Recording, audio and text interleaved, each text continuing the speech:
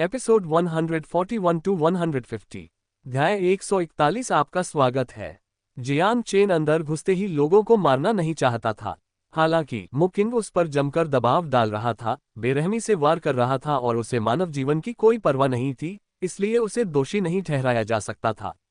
अगर वह इस महिला को छोड़ देता है, जो ली किन से भी ज्यादा खतरनाक है, तो क्या वह भी अत्याचार करने के लिए 10,000 पहाड़ों की ओर भाग जाएगी? बेशक जियांग चेन जानता था कि उसे मारने से वह मुसीबत में पड़ जाएगा और मो परिवार निश्चित रूप से उससे बदला लेगा। लेकिन उसे इसका कोई अफसोस नहीं था। मो परिवार चाहे जो भी साजिशें, योजनाएं या बदला लेने के तरीके अपनाए, वह अपने हाथ में तलवार लेकर उन सबको खत्म कर देगा। मो परिवार को खून बहाकर, उन्हें यह एहसास दिलाकर कि बदला लेने की कीमत चुकानी पड़ेगी, वही उन्हें सतर्क कर सकता था और उन्हें लापरवाही से काम करने से रोक सकता था। यही इस संसार में जीवित रहने का मार्ग था। वहां मौजूद लोगों के आश्चर्य को नजरअंदाज करते हुए जियांग चेन ने मो किंग के शव की तलाशी शुरू कर दी। वह रथों और बड़ी संख्या में यांत्रिक जानवरों को बुला सकती थी, इसलिए उसके पास भंडारण के छल्ले जैसे खजाने हो सकते थे। लेकिन जियांग चेन ने जल्द ही पता लगा लिया कि ऐसा नहीं था, बल्कि मो किंग ने इन सभी कठपुतली यांत्रिक जानवरों को आत्मा ताबीज में संग्रहित कर रखा था। मो किंग की आस्तीन में जियांग चेन को आत्मा ताबीजों का एक बड़ा ढेर मिला, जिस पर विभिन्न यांत्रिक जानवरों के चित्र बने हुए थे। तुरंत ही जियांग चेन गाड़ी पर कूद गया और उसे अंदर बड़ी मात्रा में निम्न श्रेणी के ओरिजिन स्टोन मिले, जिनका उपयोग कठपुतली यांत्रिक जानवरों को शक्ति प्रदान करने के लिए किया जाता था। जियांग चेन ने बिना किसी औपचारिकता के उन्हें स्वीकार कर लिया और फिर उस क्षेत्र की ओर चल पड़ा जहां स्पिरिट मेडिसिन मौजूद हो सकती है। उसी समय 10,000 जानवरों के क्षेत्र के एक अन्य हिस्से में 100 से अधिक लोगों का एक समूह इकट्ठा हुआ था, जिसमें बर्निंग फ्लेम लिस्ट के शीर्ष 100 में से कई प्रतिभाशाली व्यक्ति शामिल थे। हालांकि सबसे ज्यादा ध्यान खींचने वाले लोग बिल्कुल बीच में मौजूद मो परिवार के लोग थे। उनके चारों ओर विभिन्न कठपुतली यांत्रिक जानवर एक सेना की तरह व्यवस्थित ढंग से खड़े थे। मो परिवार के 10 से अधिक शिष्यों ने अपने युवा गुरु मो परिवार के तीसरे युवा गुरु मोली को घेर लिया। उसके ढीले सफेद चोगे के नीचे एक काला, शरीर से चिपका हुआ परिधान था। उसके काले बाल उसके माथे पर फैले हुए थे, तलवार जैसी भौहें और तारों जैसी आंखें थीं। वह एक शांत और स्त्रीत्व से भरपूर सुंदर व्यक्ति था। वहां मौजूद कई प्रतिभाशाली लड़कियां स्नेह भरी नजरों से उसे देखती हैं। कारण सीधा सादा था, वह न केवल बर्निंग फ्लेम लिस्ट में 54वें स्थान पर थे, बल्कि यंग मास्टर लिस्ट में भी 7वें स्थान पर थे। वह जहां भी जाता, सबकी निगाहें उसी पर टिकी रहती थीं। इस समय उसने अपने हाथ में पकड़ी हुई लकड़ी की कठपुतली को देखा। उस पर चित्रित चेहरे की विशेषताएं और उसके शरीर पर बने कपड़े दोनों ही मो किंग से मिलते जुलते थे। कठपुतली की छाती से खून जैसा लाल तरल पदार्थ बह रहा था। इस दृश्य को देखकर आसपास मौजूद मो परिवार के सभी शिष्यों के चेहरे बदल गए। मो परिवार के शिष्य होने के नाते वे सभी जानते थे कि इसका क्या मतलब है। उनकी छोटी बेटी मो किंग की मृत्यु हो गई थी। वह कुछ ही समय पहले 10,000 जानवरों के क्षेत्र में पहुंची थी और वह पहले ही मर चुकी थी। मो किंग के पास स्कारलेट फ्लेम कैरेज और कई यांत्रिक जानवर थे और टेलीपोर्टेशन गेट लोगों को खतरनाक जगहों पर नहीं भेजता था, जिसका मतलब है कि उसकी मौत किसी और के हाथों हुई, मोली ने कहा। उसने कठपुतली की ओर देखा, यह तय करने में असमर्थ था कि वह दूसरों से बात कर रहा था या खुद से कुछ बुदबुदा रहा था। कौन मेरे मो परिवार के लोगों को मारने की हिम्मत करता है? वह बहुत घृणित है, हमें उसे ढूंढकर मार डालना चाहिए। आसपास मौजूद मो परिवार के शिष्य धार्मिक आक्रोश से भरे हुए थे और उनमें से प्रत्येक में हत्या करने का तीव्र इरादा था। मो किंग प्रत्यक्ष वंशज नहीं है, वह आवेगपूर्ण और लापरवाह तरीके से काम करती है। अगर उसकी मृत्यु हो जाती है तो हो जाए। हालांकि वह अभी भी मो परिवार की सदस्य है और इस समय 10,000 जानवरों के क्षेत्र में मो परिवार की सबसे शक्तिशाली शिष्या होने के नाते ये व्यक्ति मेरे मुंह पर तमाचा मार रही है। उसे मरना ही होगा। मो ली एक स्पिरिट ताबीज जलाते हुए खड़ी हो गई। एक पक्षी के आकार का यांत्रिक जानवर आकाश में उड़ गया, कुछ चक्कर लगाए और फिर एक निश्चित दिशा में उड़ गया। जाना। मो ली और उनके समूह ने पक्षी का पीछा किया, जिससे काफी हलचल मच गई और मोटी धूल उड़ने लगी। आसपास के लोग जल्दी से इधर उधर हट गए और मो परिवार के शिष्यों को ध्यान से देखने लगे। चाहे मुसीबत किसी की भी हो, उन्हें उस बदकिस्मत व्यक्ति के प्रति गहरी सहानुभूति थी। जियांग चेन को अभी भी ये पता नहीं था कि उसे निशाना बनाया जा रहा है। जिस इलाके में उसे भेजा गया था, वहां से निकलने के बाद उसे तुरंत समझ आ गया कि 10,000 जानवरों के क्षेत्र को ये नाम क्यों दिया गया था। जैसे किसी व्यस्त सड़क पर लोगों का अंतहीन प्रवाह होता है, वैसे ही याओ जानवर इन पहाड़ों में हर जगह मौजूद थे। महज आधे दिन में ही जियांग चेन ने 7 या 8 सैनिक रैंक के याओ जानवरों को मार गिराया था। याओ बीस्ट रैंक, सैनिक रैंक, जनरल रैंक, राजा रैंक, भूत स्तर, दिव्य रैंक। जियांग चेन की वर्तमान स्थिति को देखते हुए सैनिक श्रेणी के याओ जानवरों का शिकार करना सबसे आसान था। सेनापति श्रेणी के याओ जानवर का शिकार थोड़ा मुश्किल होता, और अगर वह राजा श्रेणी का होता तो उसके पास भागने के अलावा कोई चारा नहीं होता। उसने शिकार किए गए याओ जानवरों के शवों को अपने भंडारण कक्ष में रख दिया। यद्यपि वह स्वर्ग और पृथ्वी से आध्यात्मिक ऊर्जा और मूल ऊर्जा का मिश्रण अवशोषित कर सकता था, फिर भी वह ऐसा नहीं करना चाहता था। जैसा कि एल्डर चुवान गोंग ने कहा था, दिव्य यात्रा क्षेत्र में रहने वाले उसके लिए याओ जानवरों के रक्त और मांस से स्वयं को पूरक बनाना बहुत सहायक था। हालांकि जियांग चेन को पहले एक दिव्य श्रेणी के याओ जानवर से मदद मिल चुकी थी और उसने राजा श्रेणी और भूत स्तर के याओ जानवरों के मांस और रक्त का स्वाद चखा था, इसलिए उसे सैनिक श्रेणी के याओ जानवर काफी फीके लगे। आइए पहले आध्यात्मिक औषधि की खोज करें। इसी विचार के साथ जियांग चेन अपनी मंजिल की ओर तेजी से बढ़ता चला गया। उसी समय उससे कुछ ही दूरी पर लोगों का एक समूह अस्त व्यस्त होकर भाग रहा था। 3 पुरुष और 2 महिलाएं सभी जुयुआन क्षेत्र में थे। उनके पीछे एक याओ दानव लगातार उनका पीछा कर रहा था, अत्यंत तेजी से चल रहा था, मानो जंगल में समतल जमीन पर चल रहा हो। वह कभी कभी पेड़ों पर चढ़ जाता और उनके सिर के ऊपर से उनका पीछा करता। बैंगनी रंग की एक किरण तीर की तरह निकली और उनमें से एक को जा लगी। असल में वह एक जीभ थी। कुंडली मारकर बैठा व्यक्ति तेजी से घनी शाखाओं में खींच गया। कुछ चीखों के बाद गर्दन पर किसी के काटने की तेज आवाज आए और फिर कोई हलचल नहीं हुई। बाकी बचे चारों का चेहरा पीला पड़ गया और वे घबराकर भागने लगे, क्योंकि उन्हें पता था कि यह याओ दानव उन्हें जाने नहीं देगा। दरअसल पीछा करने की आवाज फिर से सुनाई देने लगी, जो चारों के ठीक पीछे पीछे आ रही थी। इसी क्षण उनके ठीक सामने एक आकृति प्रकट हुई, जो खतरे से अनजान प्रतीत हो रही थी और इस दिशा से उनकी ओर बढ़ रही थी। इधर मत आना! उन चारों में से एक प्रतिभाशाली लड़की चिल्लाई। उसने ज्यादा सोचा नहीं, वो बस इतना चाहती थी कि कोई और खतरे में न पड़े। हालांकि उसके साथियों ने उसे घृणा से देखा। जीवन और मृत्यु के इस नाजुक क्षण में अगर उन्हें बचाने के लिए किसी को बलि का बकरा बनाना पड़े तो स्वाभाविक रूप से यही सबसे अच्छा होगा। लेकिन उन्हें यह भी नहीं लगा कि वह व्यक्ति कुछ खास कर सकता है, इसलिए उन्होंने उस पर ज्यादा ध्यान नहीं दिया। उस व्यक्ति ने चेतावनी सुनी लेकिन भागा नहीं, बल्कि वह और करीब चलता रहा। इस समय दोनों पक्ष एक दूसरे के चेहरे देख सकते थे। क्या वह बेवकूफ है? वे चारों सोचने पर मजबूर हो गए। पास आ रहा व्यक्ति एक नाजुक दिखने वाला युवक था, जो बहुत मजबूत नहीं लग रहा था। जब वे चारों उसके पास से गुजरे तो उसने कोई प्रतिक्रिया नहीं दिखाई। हालांकि जिस लड़की ने अभी अभी जियांग चेन को चेतावनी दी थी, उसे दया आ गई और उसने युवक के कंधे पर हाथ रखते हुए कहा, जल्दी भागो। क्या तुम मरना चाहते हो? युवक ने उसे देखकर हल्की सी मुस्कान दी और आगे बढ़ गया। उसकी बातों पर ध्यान मत दो, उसकी साथी ने तुरंत चिल्लाया। बेबस होकर लड़की के पास उसके पीछे जाने के अलावा कोई चारा नहीं था। जल्द ही चारों को हवा के तेज बहने की भयानक आवाज सुनाई दी। अगर कोई दुर्घटना न होती तो युवक की चीख जल्द ही गूंज उठती, जिसके बाद उसकी गर्दन पर किसी के काटने की आवाज आती। छी! एक तीखी आवाज तुरंत सुनाई दी, लेकिन यह उनकी अपेक्षा से अलग थी। चारों रुक गए और पीछे मुड़कर देखा तो पाया कि युवक अपनी तलवार की धार से खून झाड़ रहा था और याओ नामक जानवर अपने ही खून के तालाब में पड़ा हुआ था। वह एक विशालकाय छिपकली थी जिसकी खुरदरी त्वचा उभरे हुए दानों से ढकी हुई थी। उस पर शल्क नहीं थे, लेकिन वह अविश्वसनीय रूप से मोटी और सख्त थी। उसकी लंबी बैंगनी जीभ ही वह हथियार थी जिससे उसने उन पर हमला किया था।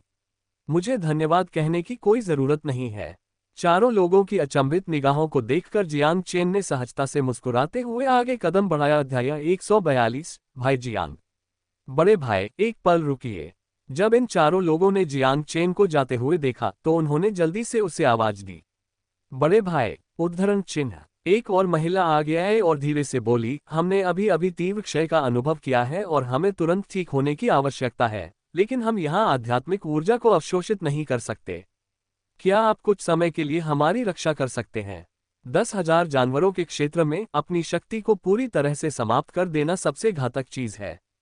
हालांकि उन चारों ने केवल 1/3 का ही उपयोग किया था, फिर भी वे घबरा गए। शायद जियांग चेन के सहमत न होने के डर से महिला ने पलकें झपकाईं, उसका खूबसूरत चेहरा उम्मीद से भरा हुआ था। ठीक है फिर, जियांग चेन ने उस दूसरी महिला की ओर देखा जिसने थोड़ी देर पहले उसे याद दिलाया था। इस मामले में वह मदद कर सकता था। ये बहुत अच्छा है। उसके सामने खड़ी महिला ने सोचा कि यह उसकी अपनी उपलब्धि है और आश्चर्य से चिल्ला उठी। तुरंत ही उन पांचों ने आराम करने के लिए एक ऐसी जगह ढूंढ ली जहां कुछ ही याव जानवर मौजूद थे। जियांग चेन को उन चारों के नाम पता चले। उनमें से दो पुरुषों के नाम जू ताओ और हान कियान्ये थे। जिस महिला ने दयालुतापूर्वक जियांग चेन को याद दिलाया उसका नाम शुई शेंग था, जो एक छोटी और प्यारी महिला थी और खतरा टलने के बाद बहुत शांत हो गई थी।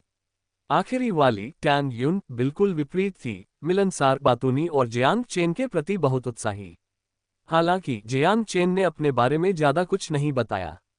सिर्फ जान पहचान होने के नाते वह ज्यादा जानकारी उजागर करके इन चारों के लिए मुसीबत खड़ी नहीं करना चाहता था। उसने मो किन की हत्या कर दी थी और इस बात की पूरी संभावना थी कि उसे प्रतिशोध का सामना करना पड़ेगा। हालांकि उन चारों ने इसे उसके रहस्यमय होने के रूप में गलत समझा और ये देखते हुए कि वह इतनी कम उम्र में ही दिव्य यात्रा क्षेत्र में था, उन्होंने अनुमान लगाया कि उसकी पृष्ठभूमि असाधारण होनी चाहिए। ये देखकर कि वे चारों केवल स्पिरिट पिल्स के माध्यम से ही अपनी ट्रू युआन को पुनः प्राप्त कर रहे थे, जियांग चेन ने अपने स्टोरेज रिंग से कई मृत याव जानवरों को निकाला और उन्हें उबालकर मांस का शोरबा बना लिया। Storage ring. चारों की आंखें चमक उठीं। जियांग चेन की ओर तन युन की निगाहें और भी तीव्र हो गईं और उसने कहा, वरिष्ठ भाई, आप इतनी कम उम्र में ही दिव्य यात्रा क्षेत्र में पहुंच गए हैं। आप किसी महान शक्ति से ही होंगे, है ना? बस मुझे बता दीजिए। वह नखरे दिखाते हुए जियांग चेन के और करीब झुक गई। मैं पहाड़ों से हूँ, जियांग चेन ने बेबसी भरी मुस्कान के साथ कहा। पहाड़? तान युन ने अनुमान लगाना शुरू किया और कहा, जल अग्निविला। 18 जुड़े हुए बादल किले। क्या ये तलवार अमर पर्वत हो सकता है? उसने अग्नि क्षेत्र की 3 प्रमुख शक्तियों का उल्लेख किया, विशेष रूप से अंतिम शक्ति का, जो एक शीर्ष स्तरीय शक्ति थी। उसे पूरा यकीन था कि जियांग चेन किसी प्रमुख शक्ति से आया है और उसकी उत्कृष्ट उपस्थिति और साधना को देखकर वह उससे लिप्त जाना चाहती थी। यदि वह उसकी साथी बन सके तो यह एक अत्यंत गौरवशाली बात होगी। तान युन को इस हालत में देखकर जू ताओ और हान कियान्ये काफी नाराज हुए और जियांग चेन के प्रति उनकी कृतज्ञता काफी कम हो गई। दूसरी ओर शुई शेंग ने अपना सिर नीचे कर लिया और सोचने लगी कि वह क्या सोच रही है। अचानक जियांग चेन उठ खड़ी हुई, सीधे आगे देखते हुए बोली, कोई आ रहा है।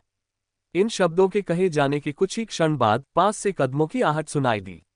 मुझे आश्चर्य है कि इस जंगल में कौन इतना प्यारा व्यवहार कर रहा होगा। अरे, ये तो तुम हो। इसमें कोई आश्चर्य की बात नहीं है। उस व्यक्ति के आने से पहले एक कर्कश महिला की आवाज सुनाई दी। इस आवाज पर सबसे ज्यादा प्रतिक्रिया तान युन की थी। उसने अपनी भौहें ऊपर उठाईं और बोलने वाले को गुस्से से घूरने लगी। कुछ ही देर में 20 से अधिक लोगों का एक समूह धीरे धीरे पास आया। सबसे आगे वही महिला चल रही थी जिसने अभी अभी भाषण दिया था।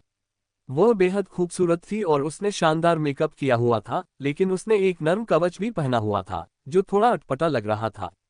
ली जी, तुम्हारा क्या मतलब है? टैन युन चिल्लाया। कुछ नहीं, बस ऐसे ही गुजर रही थी। एक पुराने परिचित को देखा और हालचाल पूछने आ गई। क्या यही वो प्रेमी है जिसे तुम पसंद करती हो? इतना अच्छा तो नहीं है ना?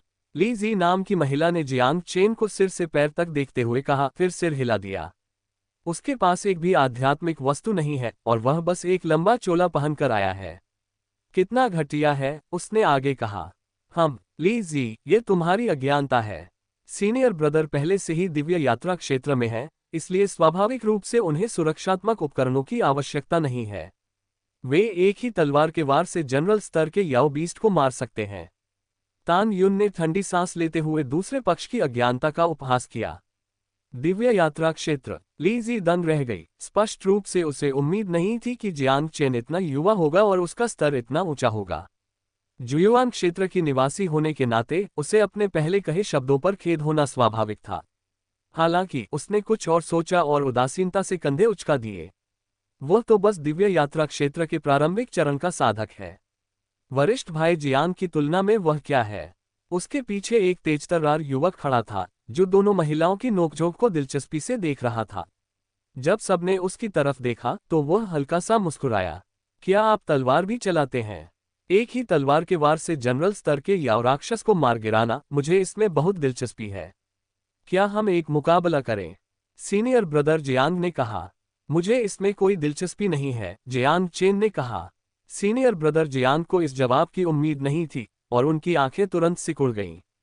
क्या ऐसा हो सकता है कि वह डरा हुआ हो? ये तो स्वाभाविक है। सीनियर ब्रदर जियांग गुएई तलवार संप्रदाय के आंतरिक संप्रदाय के शिष्य हैं। तलवारबाजी में प्रतिस्पर्धा करना वाकई मुसीबत मोल लेना है, ली जी ने कहा। गुएई तलवार संप्रदाय आंतरिक संप्रदाय का शिष्य टैन यून, जो अभी भी अपनी इज्जत बचाने के बारे में सोच रही थी, चौंक गई। ये दो जानकारियां ही स्थिति को स्पष्ट करने के लिए काफी थीं। ये सोचकर कि लीजी द्वारा उसे फिर से दबाया जा रहा है, टैन यून बहुत नाखुश थी और उम्मीद कर रही थी कि जियांग चेन कुछ प्रदर्शन करेगी। हालांकि जियांग चेन ने कहा, आप लगभग पूरी तरह से ठीक हो चुके हैं, इसलिए मैं अब जा रहा हूं। जैसे ही उसके शब्द समाप्त हुए, वह तुरंत मुड़ा और चला गया। तान यून की आंखें चौड़ी हो गईं। अब जाने से ऐसा लगेगा जैसे वह युद्ध छोड़कर भाग रहा हो। या फिर क्या जियांग चेन सचमुच युद्ध छोड़कर जा रहा था? क्या मैंने कहा था कि तुम जा सकते हो? अप्रत्याशित रूप से सीनियर ब्रदर जियांग ने अचानक एक ठंडी चीख निकाली। तुरंत ही गुएई तलवार संप्रदाय के दो शिष्यों ने मुस्कुराते हुए जियांग चेन को रोक दिया। एक तरफ हट जाओ। जियांग चेन ने भौहें चढ़ा ली, उसके चेहरे पर नाराजगी के भाव थे। हमें हटना क्यों चाहिए? क्या आपने सीनियर ब्रदर जियांग को आपसे बात करते हुए नहीं सुना? क्या तुम्हें लगता है कि दिव्य यात्रा क्षेत्र में होना अद्भुत है?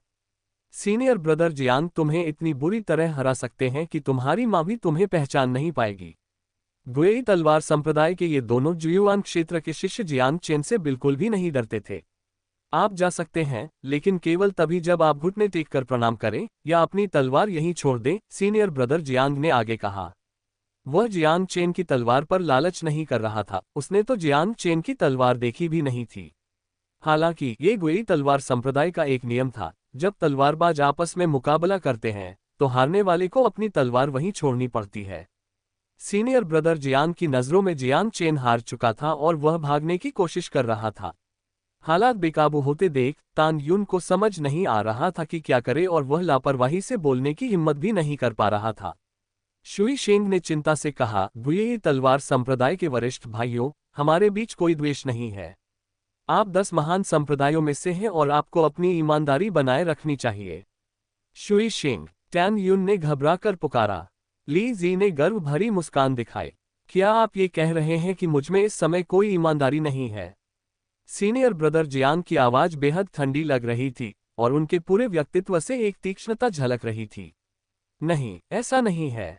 शुई शेंग चौंक गया और डर से कांपने लगा। जब तक मैं रुकने को न कहूं तब तक खुद को थप्पड़ मारो, सीनियर ब्रदर जियांग ने आदेश दिया। शुई शेंग स्तब्ध रह गया, उसका चेहरा उलझन और घबराहट से भरा हुआ था और वह ऊपर की ओर देख रहा था। क्या तुमने सीनियर ब्रदर जियांग की बात नहीं सुनी? तुम बदचलन औरत! ली जी टैन यून पर हमला करने का मौका पाकर बेताब थी, उसने अपनी सहेली को भी नहीं बख्शा और शुई शेंग को थप्पड़ मारने के लिए आगे बढ़ी। पाक! शुई शेंग ने डर के मारे अपनी आंखें बंद कर ली, लेकिन उसके चेहरे पर अपेक्षित चुभने वाला दर्द नहीं हुआ।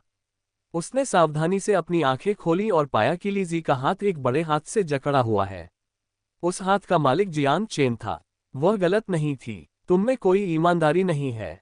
नहीं, तुम तो बस एक घटिया इंसान हो जो अपनी ताकत का इस्तेमाल करके दूसरों को धमकाता है। तुम्हारे लिए ईमानदारी की बात करना हास्यास्पद है। जियांग चेन ने सीनियर ब्रदर जियांग की ओर देखते हुए प्रत्येक शब्द को धीरे धीरे और स्पष्ट रूप से कहा। किसी को भी यह उम्मीद नहीं थी कि अब तक विनम्र रहे जियांग चेन अचानक इतने मजबूत हो जाएंगे, खासकर सीनियर ब्रदर जियांग के प्रति। वह जियांग लियांग थे, जो गुएई तलवार संप्रदाय के एक आंतरिक संप्रदाय के शिष्य थे। वह स्वयं चौंक गया और जल्द ही उसका हाथ उसकी तलवार की मूठ पर टिक गया। उसकी आंखों से क्रोध की आग निकल रही थी। इतने सारे लोगों के सामने बेकार कहे जाने पर उसे किसी को जान से मारने का मन कर रहा था। तान यून और अन्य लोगों ने जियांग लियांग के गुस्से को महसूस किया और अनजाने में पीछे हट गए, जबकि ली जेड के चेहरे पर हालांकि हैरानी और गुस्से के साथ साथ एक स्पष्ट आनंद भी झलक रहा था। अभी भी जियांग चेन द्वारा पकड़ी गई कलाई में हल्की हल्की धड़कन महसूस हो रही थी। गुएई तलवार संप्रदाय के अन्य शिष्यों के ठंडे भावों को देखकर ऐसा लग रहा था मानो जियांग चेन पर कोई बड़ी विपत्ति आने वाली हो। तुम्हें क्षणिक सुख और शाश्वत पीड़ा का अर्थ पता चलेगा। शियांग लियांग ने धीरे धीरे अपनी म्यान से तीसरे स्तर की आध्यात्मिक तलवार निकाली। तलवार से एक चकाचौंध भरी रोशनी निकली और उसके पैरों से तेज तलवार ऊर्जा फैली, जिससे हवा का एक जोरदार झोंका उठा। इतनी शक्तिशाली तलवार ऊर्जा वास्तव में गुएई तलवार संप्रदाय के शिष्य के योग्य। यहाँ तक कि तान युन भी मन ही मन आश्चर्यचकित हुए बिना नहीं रह सकी। जियांग चेन ने उपहास उड़ाते हुए कहा, तुम अहंकारपूर्वक यहाँ आए, मनमाने ढंग से दूसरों की गरिमा को रौंद डाला, और अब तुम ऐसा जता रहे हो जैसे ये किसी और की गलती हो।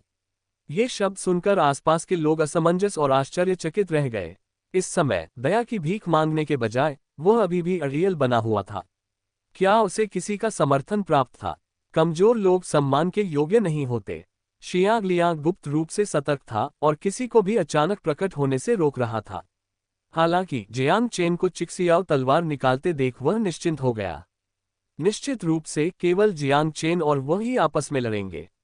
एक और हास्यास्पद लहजा जियांग चेन ने ताना मारा।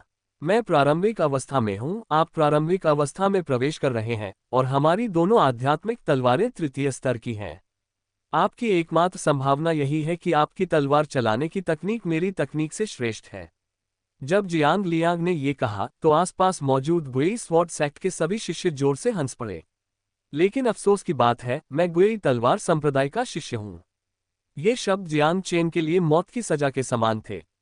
शुरू से ही तुमने इस पहचान का इस्तेमाल हर चीज को नीचा दिखाने के लिए किया है। मुझे तलवार चलाते हुए देखकर तुम्हें बस अपनी ताकत दिखानी थी। मैं देखना चाहता हूं कि तुम वास्तव में क्या कर सकते हो। जियांग चेन अविचलित रहा, उसकी तलवार की शक्ति में कोई कमी नहीं आई। कितनी अज्ञानता भरी बातें हैं। तो चलिए मैं आपको सिखाता हूं। मेरी इस तलवारबाजी की तकनीक को तारों का पीछा करना और चांद को पकड़ना कहते हैं। मैं इसे एक बार करके दिखाऊंगा ताकि आपको पता चले कि वास्तव में गैप का क्या मतलब होता है। शियांग लियांग के बोलते ही उसकी तलवार चलाने की मुद्रा ऊपर उठी और उसके आसपास के लोग तेजी से पीछे हट गए। शियांग लियांग अपनी तलवार के साथ हल्के और फुर्तीले ढंग से आगे बढ़ता था। उसकी हरकतें लटकते हुए हिरण के सींग की तरह गहरी और मायावी होती थीं, जो कोई निशान नहीं छोड़ती थीं। अचानक उसने अपनी तलवार चलाई और अर्धचंद्राकार तलवार की रोशनी से बड़े बड़े पेड़ गिर पड़े। उनके कट दर्पण की तरह चिकने थे। कितनी शक्तिशाली तलवार है। शुई शेन का दिल बैठ गया। वह समझ गई कि जियांग लियांग ने इसे पहले प्रदर्शित करने का साहस क्यों किया, क्योंकि इस तलवार को करीब से देखने पर भी कोई इससे बचाव नहीं कर सकता था। अब क्या तुम्हें अंतर पता है? घुटने टेककर खुद को एक थप्पड़ मारो, जियांग लियांग ने गर्व से कहा और अपनी तलवार म्यान में रखी हुई खड़ी रही।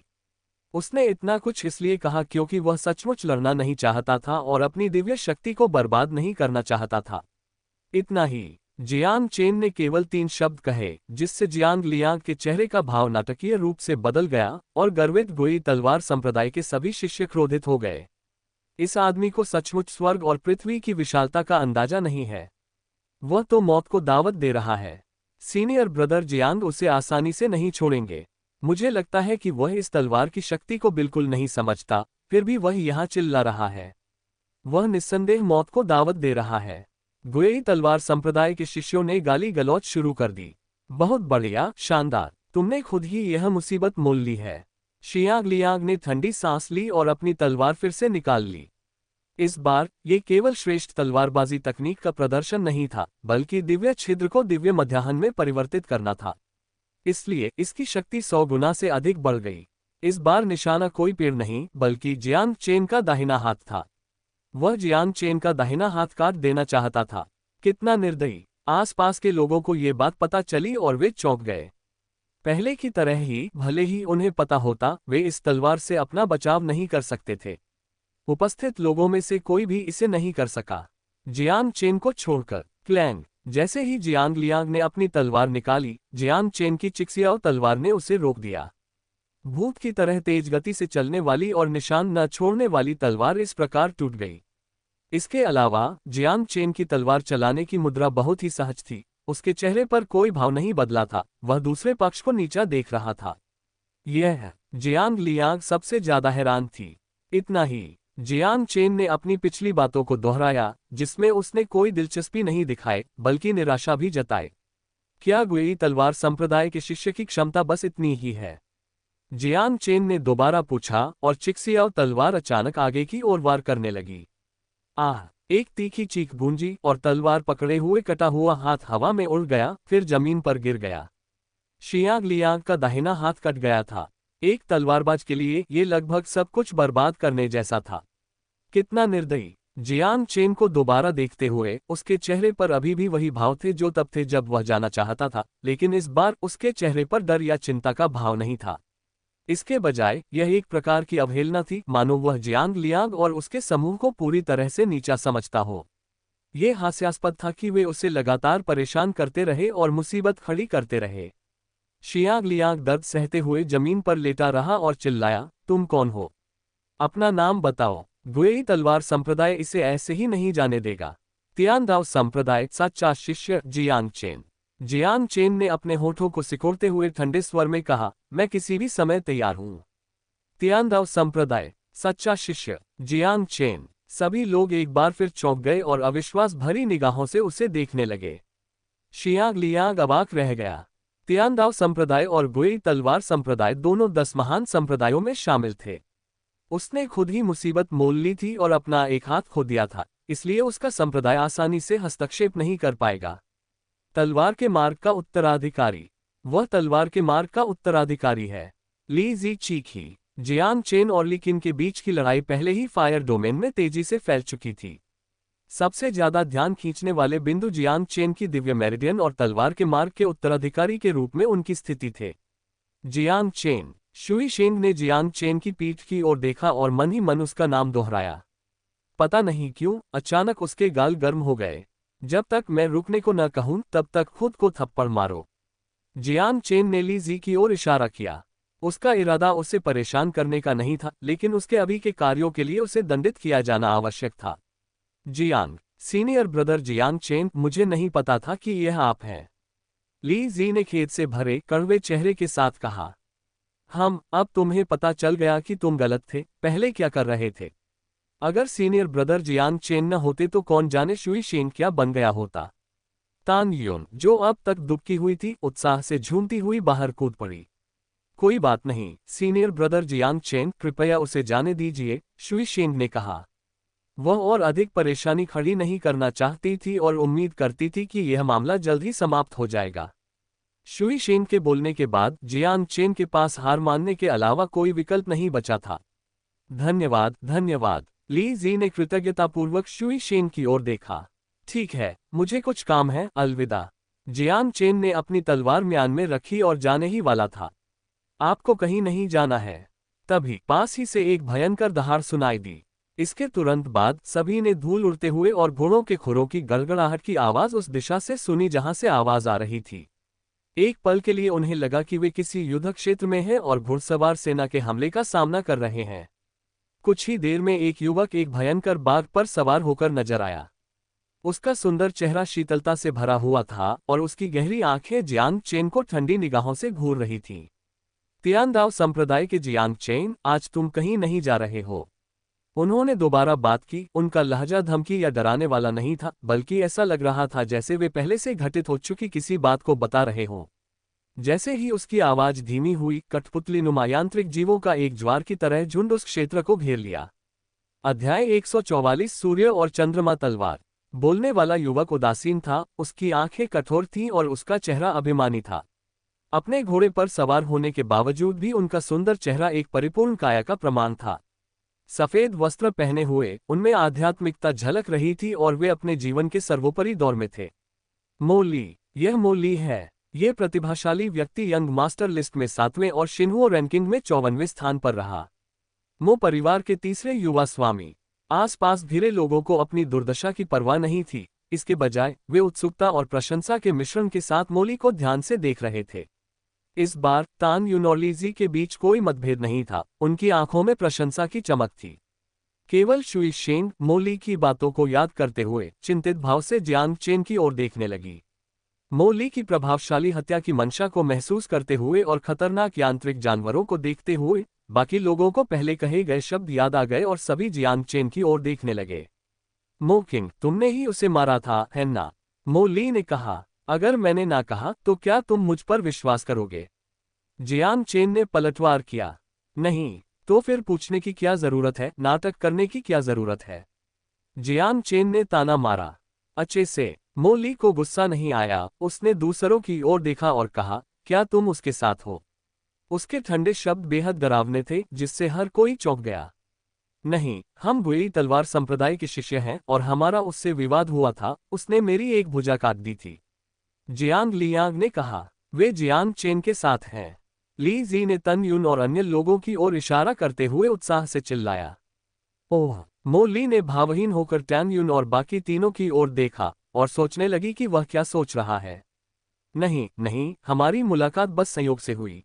तान युन मूर्ख नहीं थी, वह स्वाभाविक रूप से जानती थी कि इस समय जियांग चेन के साथ रहना मौत को दावत देने जैसा था, इसलिए उसने अनजाने में अपने पैर हिला दिए।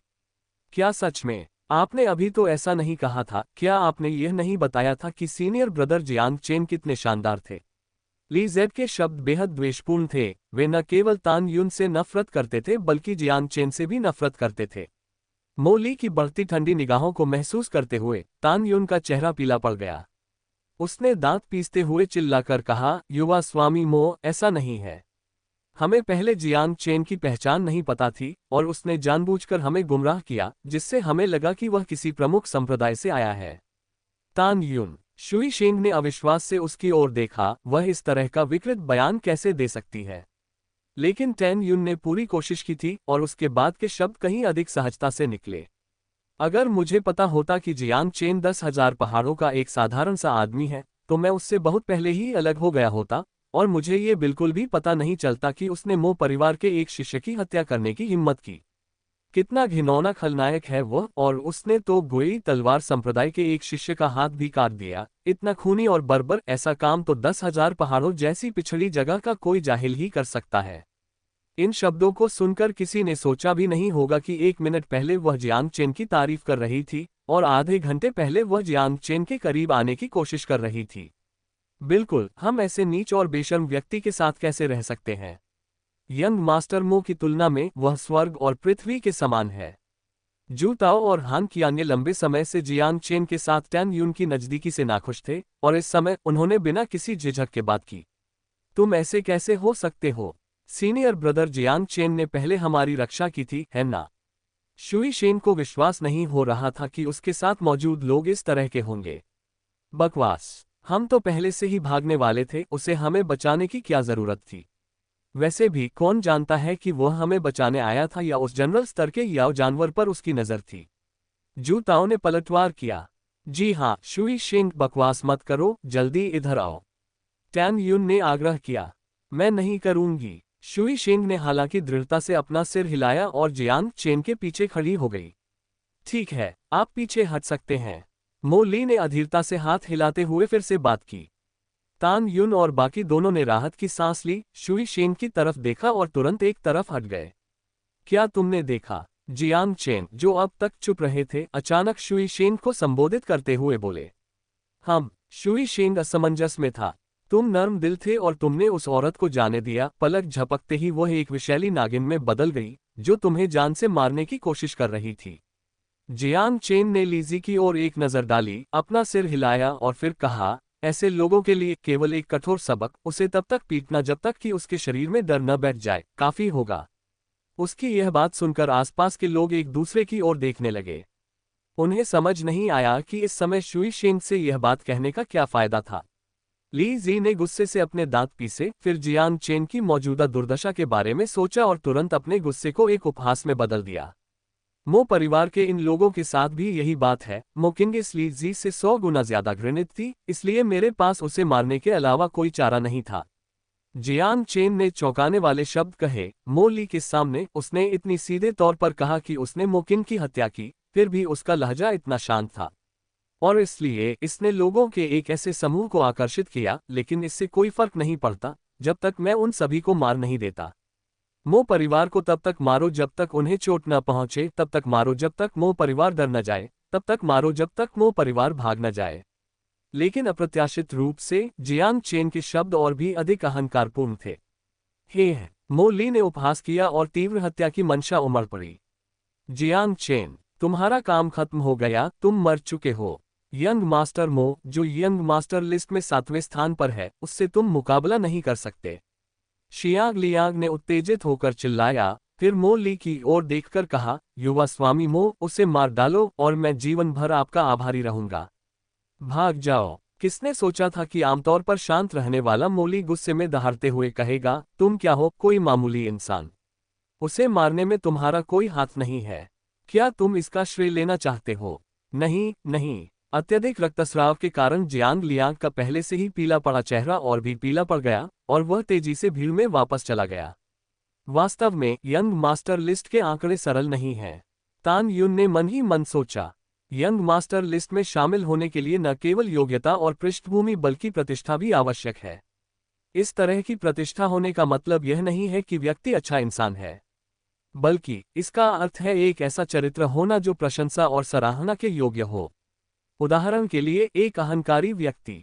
अपने से कमजोर लोगों के सामने अहंकार दिखाना कोई बड़ी बात नहीं है, लेकिन अपने से अधिक शक्तिशाली शत्रुओं के सामने भी अडिग रहना ही सच्चा अहंकार है। ऐसे लोग यंग मास्टर लिस्ट में जगह बना सकते हैं। यंग मास्टर लिस्ट में मोली को विशेष रूप से अहंकारी नहीं माना जाता था, लेकिन सूची में शामिल होने का उनका कारण उनकी निर्णायक हत्या थी। चाहे आप 10 महान संप्रदायों में से किसी एक के सदस्य हो या शाही परिवार के सदस्य, वह उन सभी को मार डालेगा। मोली द्वारा निशाना बनाए गए लोगों को अपनी पृष्ठभूमि से उसे रोकने की उम्मीद नहीं करनी चाहिए। इसलिए आज, भले ही जियांग चेन अपने दिव्य मेरिडियन या तियांदाओ संप्रदाय के सच्चे शिष्य के रूप में अपनी पहचान का जिक्र करे, ये व्यर्थ होगा। मुझे उम्मीद नहीं थी कि तुम्हारे दो चेहरे होंगे। ली जी की चिढ़ाने वाली आवाज टैन युन के पीछे से आए। तान युन बेहद शर्मिंदा हुआ और तुरंत बोला, मैं तो बस सच बोल रहा हूँ। मोली किस तरह का इंसान है? नेक, शालीन, शक्तिशाली। क्या जियांग चेन 10,000 पहाड़ों का एक गंवार नहीं है? क्या आप असहमत हैं? बिल्कुल नहीं। युवा स्वामी मो की वीरता पूरे अग्नि क्षेत्र में प्रसिद्ध है। ली जी ने जल्दी से कहा, फिर सावधानी से मोली की ओर देखते हुए कहा, केवल उनका रूप ही उस नीच दर्जे के जियांग चेन से कहीं अधिक प्रभावशाली है। शियांग लियांग को डांटने के बाद मो ली अपने घोड़े से उतरा। उसके हाथ में एक अनोखी तलवार थी। इसका रक्षक अन्य तलवारों से अलग था, क्योंकि यह गोलाकार था। सूर्य और चंद्रमा की तलवार। शियांग लियांग और अन्य लोग फिर से फुसफुसाने लगे। जब कोई व्यक्ति प्रसिद्ध हो जाता है तो उसका हथियार भी प्रसिद्ध हो जाता है। सूर्य और चंद्रमा की तलवार मोली की निजी तलवार थी। इस तलवार ने कई प्रतिभाशाली और प्रतिष्ठित युवकों की जान ले ली थी। आज यह एक बार फिर खून से सना होगा। अध्याय 145 उड़ सकता है। अचानक मोली ने अपनी सूर्य और चंद्रमा की तलवार को एक तरफ रख दिया और कहा, तुम इस तलवार से मरने के लायक नहीं हो। ये कहने के बाद उसने चौथे दर्जे की आध्यात्मिक तलवार उठा ली। यह उल्लेख करना उचित होगा कि सूर्य और चंद्रमा की तलवार भी चौथे रैंक की थी। ऐसा प्रतीत होता था कि समान श्रेणी की आध्यात्मिक तलवारें उनकी नजरों में अलग अलग अर्थ रखती थीं। दिव्य यात्रा क्षेत्र के मध्य चरण में प्रवेश करते हुए ये प्रशंसनीय है कि इतने उच्च स्तर पर भी उन्होंने 12 दिव्य छिद्रों को संघनित किया है। एक गूढ़ साधना तकनीक के साथ मिलकर वह क्रूर बल से तोड़ने की क्षमता हासिल कर सकता है। इतना ही नहीं, मोली ने तलवार की प्रारंभिक शक्ति को भी ग्रहण कर लिया है। तो अब सवाल यह है कि तलवार दाव के इस तथाकथित उत्तराधिकारी कितने वार झेल सकता है। शियांग लियांग ने अपने बगल में बैठे व्यक्ति से कहा, अपनी सारी उम्मीदें मोली पर टिकाते हुए वह कामना कर रहा था कि जियांग चेन की तुरंत मृत्यु हो जाए। इसी क्षण मोली ने अपनी चाल चली। Prairie fire. तलवार के एक सहज प्रहार से एक अग्नि जादूगर तलवार की धार से बाहर निकला, जो चमकदार और सुंदर था और जिसके भीतर घातक इरादा उमड़ रहा था। जियांग चेन तेजी से पीछे हट गया। ये निश्चित रूप से दिखावटी तलवारबाजी नहीं थी, बल्कि एक घातक वार था। अग्नि ड्रैगन मानो जीवित हो उठा और उसके भागने के सभी रास्ते बंद कर दिए। स्वर्ग को चकनाचूर कर देने वाली हथेली। इसी दौरान मोली ने एक साथ कई काम करने में कामयाबी हासिल की और अपने बाएं हाथ की हथेली से प्रहार किया।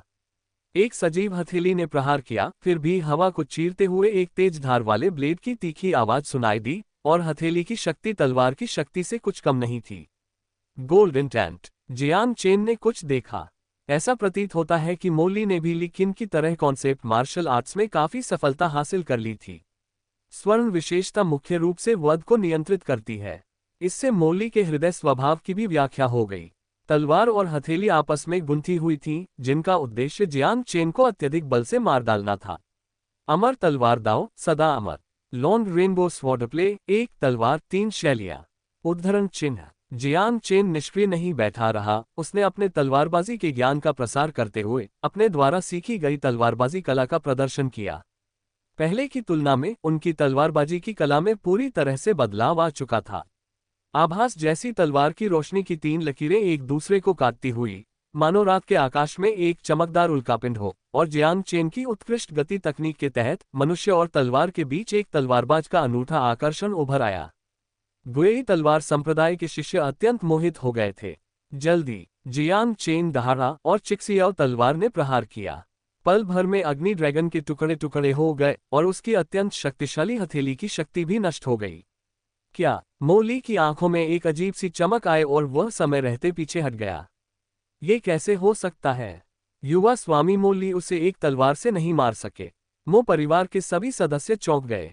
यहाँ तक कि जियांग चेन को नापसंद करने वाले जियांग लियांग को भी यह स्वीकार करना पड़ा कि तलवार का वार बेहद खूबसूरत था। उसे डर था कि तलवार का वह वार शायद उसके बड़े भाई के पास भी न हो। मैंने वास्तव में इस व्यक्ति के साथ तलवारबाजी की लड़ाई करने की इच्छा जताई थी। जियांग लियांग चाहता था कि वह खुद को 2 बार थप्पड़ मार ले। जियांग चेन की असली ताकत देखकर उसे ऐसा लगा जैसे कोई नया शिष्य किसी महान गुरु को चुनौती दे रहा हो। ली जी और टैन युन दोनों महिलाएं भावुक हो गईं। जियांग चेन एक सच्चे तलवारबाज के रूप में जब उसने अभी अपनी तलवार से वार किया तो उसकी उपस्थिति अवर्णनीय रूप से प्रभावशाली थी। घमंडी मत बनो, मैंने अभी अभी सिर्फ 4 डिवाइन एपर्चर का इस्तेमाल किया है, मोली ने अचानक कहा। तो बात ऐसी है, यंग मास्टर मोली ऊर्जा बर्बाद नहीं करना चाहते थे। ये जियांग चेन पूरी ताकत लगाने के बावजूद यंग मास्टर मोली के साधारण से हमले का केवल मुकाबला कर पाया। कितना हास्यास्पद है। अगर मैं उसकी जगह होता तो मैं बहुत पहले ही अपनी तलवार त्याग कर आत्मसमर्पण कर देता। मो परिवार के शिष्यों को अचानक बात समझ में आ गई और वे फिर से उसका मजाक उड़ाने लगे। हालांकि उन्हें यह नहीं पता था कि मोली वास्तव में झूठ बोल रहा था। उसने 4 नहीं बल्कि 6 दिव्य छिद्र डिवाइन एपर्चर का इस्तेमाल किया था। मैं आपको बता दूंगा कि गैप क्या होता है। मो ली ने फिर से हमला किया। उसकी नज़र में जियांग चेन को हमला करने का कोई अधिकार नहीं था, बल्कि उसे केवल उसके द्वारा किए गए नरसंहार को सहन करना था। गड्ढे से आग का बादल निकल रहा है। स्वर्ण भाले और लोहे के घोड़े। इस बार उन्होंने 10 डिवाइन एपर्चर सक्रिय किए। कितना हास्यास्पद है, दिखावे के लिए 6 दिव्य छिद्रों को 4 कहना। जियांग चेन ने उपहास किया। मरना। मो ली को नहीं पता था कि जियांग चेन ने उसे कैसे पहचान लिया, लेकिन फिर भी उन शब्दों ने उसे बेहद क्रोधित कर दिया। इस बार तलवार की गति और हथेली की ताकत पहले की तुलना में कहीं अधिक थी। ऐसा प्रतीत हो रहा था कि जियांग चेन 2 दिव्य श्रेणी के याओ राक्षसों के हमलों का सामना कर रहा है। घोस्ट मॉनक्लिफ। जियांग चेन ने अपने दाहिने हाथ से एक आध्यात्मिक कृपाण निकाली और दिव्य यात्रा क्षेत्र में पहुंचने के बाद पहली बार उसने कृपाण चलाने की एकमात्र ज्ञात तकनीक का प्रयोग किया। जैसे ही तलवार उठी, देवता और भूत भयभीत हो गए। तेज होती हवा ने देखते ही देखते तूफान का रूप ले लिया। टकराना। तलवार और हथेली के वार को सीधे पलटते हुए कृपाण का एक प्रहार हुआ और टक्कर के बिंदु को केंद्र मानकर 10 मीटर के दायरे में मौजूद सभी पेड़ बाहर की ओर गिर गए और पास के पुतले चकनाचूर हो गए। सबसे महत्वपूर्ण बात यह है कि मोली को कई कदम पीछे हटना पड़ा। क्या वह मोली से बिना पीछे हटे वास्तव में मुक्केबाजी कर सकता है? तान युन और लीजी को अपनी आंखों पर विश्वास नहीं हो रहा था। नहीं, वह पीछे नहीं छूटा। बात सिर्फ इतनी है कि मोली दायरे के अंतर का इस्तेमाल करके जियांग चेन को पूरी तरह से हराना चाहता था, लेकिन जियांग चेन ने एक एक करके उसका मुकाबला किया। जियांग लियांग ने अपना सिर हिलाया। शुरू में तो मैं तुम्हें यूं ही मार डालना चाहता था, लेकिन अब मैंने अपना इरादा बदल लिया है। मैं चाहता हूं कि मरने से पहले तुम्हें इस दुनिया में आने का पछतावा हो। मो ली, जो अपनी ताकत बचाना चाहता था, जानता था कि गंभीर हुए बिना वह जियांग चेन को नहीं हरा सकता। इसलिए उसने वापस सूर्य और चंद्रमा की तलवार का इस्तेमाल करना शुरू कर दिया। उसने दोनों हाथों से तलवार की मूठ को पकड़ा और जोर से खींचा, जिससे तलवार 2 हिस्सों में बंट गई, एक लंबा और एक छोटा। यह एक माँ और बच्चे की तलवार निकली और मो ली एक साथ कई काम कर रही थी। उसके बाएं हाथ में मौजूद लंबी तलवार एक गूढ़ साधना तकनीक के माध्यम से प्रचंड ज्वालाओं से परिपूर्ण थी, जबकि उसके दाहिने हाथ में मौजूद छोटी तलवार में स्वर्णिम भावना समाहित थी, जो मात्र तीक्ष्णता के स्तर से कहीं अधिक थी। दोनों तलवारें लहराते ही यंग मास्टर लिस्ट के 7वें स्थान पर मौजूद व्यक्ति की ताकत पूरी तरह से प्रदर्शित हो गई। पल भर में जियांग चेन को लगातार पीछे हटने के लिए मजबूर होना पड़ा और उसकी आस्तीनें आग की लपटों से जल गईं। हालांकि उसकी तलवारबाजी की कला उत्कृष्ट थी, लेकिन स्तर का अंतर बहुत अधिक था। केवल दिव्य छिद्र के मामले में ही प्रतिद्वंद्वी के पास 12 स्तर थे, उसके पास केवल 2 ही थे। अगर यही सिलसिला जारी रहा तो उसकी निश्चित रूप से मृत्यु हो जाएगी। अब तुम्हें अपनी तुच्छता का एहसास हुआ, मो ली ने अपनी इच्छानुसार बढ़त हासिल करने के बाद ठंडे स्वर में कहा। मैं शुरुआती चरण में हूँ, तुम मध्य चरण में हो और तुम इतने लंबे समय से मुझसे लड़ रहे हो। ये वास्तव में गर्व की बात है, जियांग चेन ने व्यंग्य किया। क्या तुम अन्याय की शिकायत कर रहे हो? अपनी निम्न स्तर की स्थिति के लिए खुद को दोषी ठहराओ, मो ली ने उपहास उड़ाते हुए कहा। फिर अचानक उसके बाएं हाथ में छोटी तलवार उसके दाहिने हाथ में लंबी तलवार के करीब आ गई। स्वर्ण ऊर्जा और ज्वालाएं मिलकर सीधे जियांग चेन के चेहरे की ओर बढ़ीं। सौभाग्यवश जियांग चेन ने समय रहते प्रतिक्रिया करते हुए चिक्सियाओ तलवार से वार करके अपने चेहरे को बिगड़ने से बचाया, लेकिन वह हवा में उड़ गया। मैं शिकायत नहीं करूंगा, इसके बजाय मैं तुम्हें बताना चाहता हूं कि जब मेरा क्षेत्र तुम्हारे बराबर आ जाएगा तो तुम एक लाश बन जाओगे, जियांग चेन ने कहा। तुम्हें लगता है कि तुम जा सकते हो? मो ली की आवाज में ऐसा लग रहा था जैसे उसने कोई मजाक सुना हो। बकवास। बोलने के बाद जियांग चेन मुड़ा और शुई शेन की ओर दौड़ पड़ा। भागने की कोशिश कर रहे हो? मो ली ने उसकी अज्ञानता का उपहास किया। वह कठपुतलियों से घिरा हुआ था और मो परिवार के शिष्य भी मोर्चा संभालने के लिए वहां मौजूद थे। जियांग चेन, वह कहां भाग सकता है? हालांकि मो ली के दिमाग में अचानक एक विचार आया और उसने मन ही मन सोचा, यह अच्छा नहीं है। जैसे ही उसे इस बात का एहसास हुआ, जियांग चेन शुई शेन को अपने साथ लेकर हवा में उड़ गया और आकाश की ओर तेजी से निकल गया। क्या तुम बेवकूफ हो? यह उस्ताद उड़ सकता है? जियांग चेन की व्यंग्यात्मक आवाज उनके सिर के ऊपर से तेजी से नीचे गिर गई। पीछा करो। 10,000 जानवरों का क्षेत्र आध्यात्मिक ऊर्जा को बहाल नहीं कर सकता। वह मुझसे इतनी देर से लड़ रहा है, उसकी ऊर्जा बुरी तरह से कम हो गई होगी। मो ली ने एक निर्णायक निर्णय लिया। अपने भयंकर बाघ जैसे यांत्रिक जानवर की पीठ पर वापस कूद गया और उसका पीछा करने लगा। आप सब भी फॉलो करें। तान योन, ली जी और गुई तलवार संप्रदाय और अन्य लोगों ने शिकायत करने की हिम्मत नहीं की और समूह के पीछे पीछे चले गए। वरिष्ठ भाई जियांग चेन, आपको मेरे बारे में चिंता करने की जरूरत नहीं है, मुझे ले जाने में बहुत ऊर्जा खर्च होगी, शुई शेंग ने चिंता से कहा। तुम्हें न ले जाकर तुम्हें वहीं मरने के लिए छोड़ दें। जियांग चेन हंस पड़ा। शुई शेंग चौंक गई। जियांग चेन के चेहरे पर जरा भी डर नहीं था, बल्कि आत्मविश्वास झलक रहा था। लेखक का नोट, आज का अपडेट पूरा हो गया है। आप सभी के सहयोग के लिए धन्यवाद। अध्याय 146, स्वयं को सुरक्षित रखें। यंग मास्टर लिस्ट में 7वें स्थान पर रहने वाले और अपने निर्णायक हत्या के लिए जाने जाने वाले मो ली ने वास्तव में अपनी प्रतिष्ठा को सार्थक साबित किया। उसने हठपूर्वक दर्जनों मील तक जियांग चेन का पीछा किया, जिससे अनगिनत याओ जानवर परेशान हो गए। युवा स्वामी मो ली, वह स्पिरिट पिल्स ले रहे हैं। अचानक किसी ने जियांग चेन को हवा में अपने मुंह में मुट्ठी भर स्पिरिट पिल भरते हुए देखा और उसकी उड़ने की गति तुरंत बढ़ गई। ये रिटर्निंग स्पिरिट पिल है, रिकवरी टाइप की स्पिरिट पिल जो हाल ही में बेहद लोकप्रिय हुई है।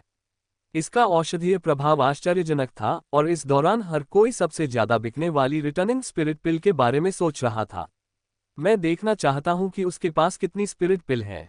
मो ली ने हार नहीं मानी। उसके नीचे मौजूद यांत्रिक दानव ने ओरिजिन स्टोन्स का उपभोग किया और वह थक था। जब तक पर्याप्त मात्रा में ओरिजिन स्टोन मौजूद थे तब तक ये हमेशा के लिए चल सकता था। उन्हें विश्वास नहीं था कि जियांग चेन भी ऐसा कर सकता है। हालांकि उनका दृढ़ संकल्प जल्द ही डगमगा गया, क्योंकि जब भी जियांग चेन की गति धीमी होती थी तो वह बड़ी मात्रा में रिटर्निंग स्पिरिट पिल का सेवन करता था। जियांग चेन द्वारा उपभोग की गई मात्रा मो ली की कुल मात्रा से कहीं अधिक थी। इतनी सारी रिटर्निंग स्पिरिट पिल्स उसे ये कहां से मिली? मो ली ने मन ही मन सोचा। उसे तुरंत याद आया कि रिटर्निंग स्पिरिट पिल तियानदाओ संप्रदाय से आई थी और जियांग चेन तियानदाओ संप्रदाय का एक सच्चा शिष्य था, इसलिए यह अब आश्चर्यजनक नहीं था। हार मत मानो, मुझे उसे आज ही मारना होगा। मो ली की हत्या करने की मंशा कम नहीं हुई, बल्कि और भी मजबूत हो गई।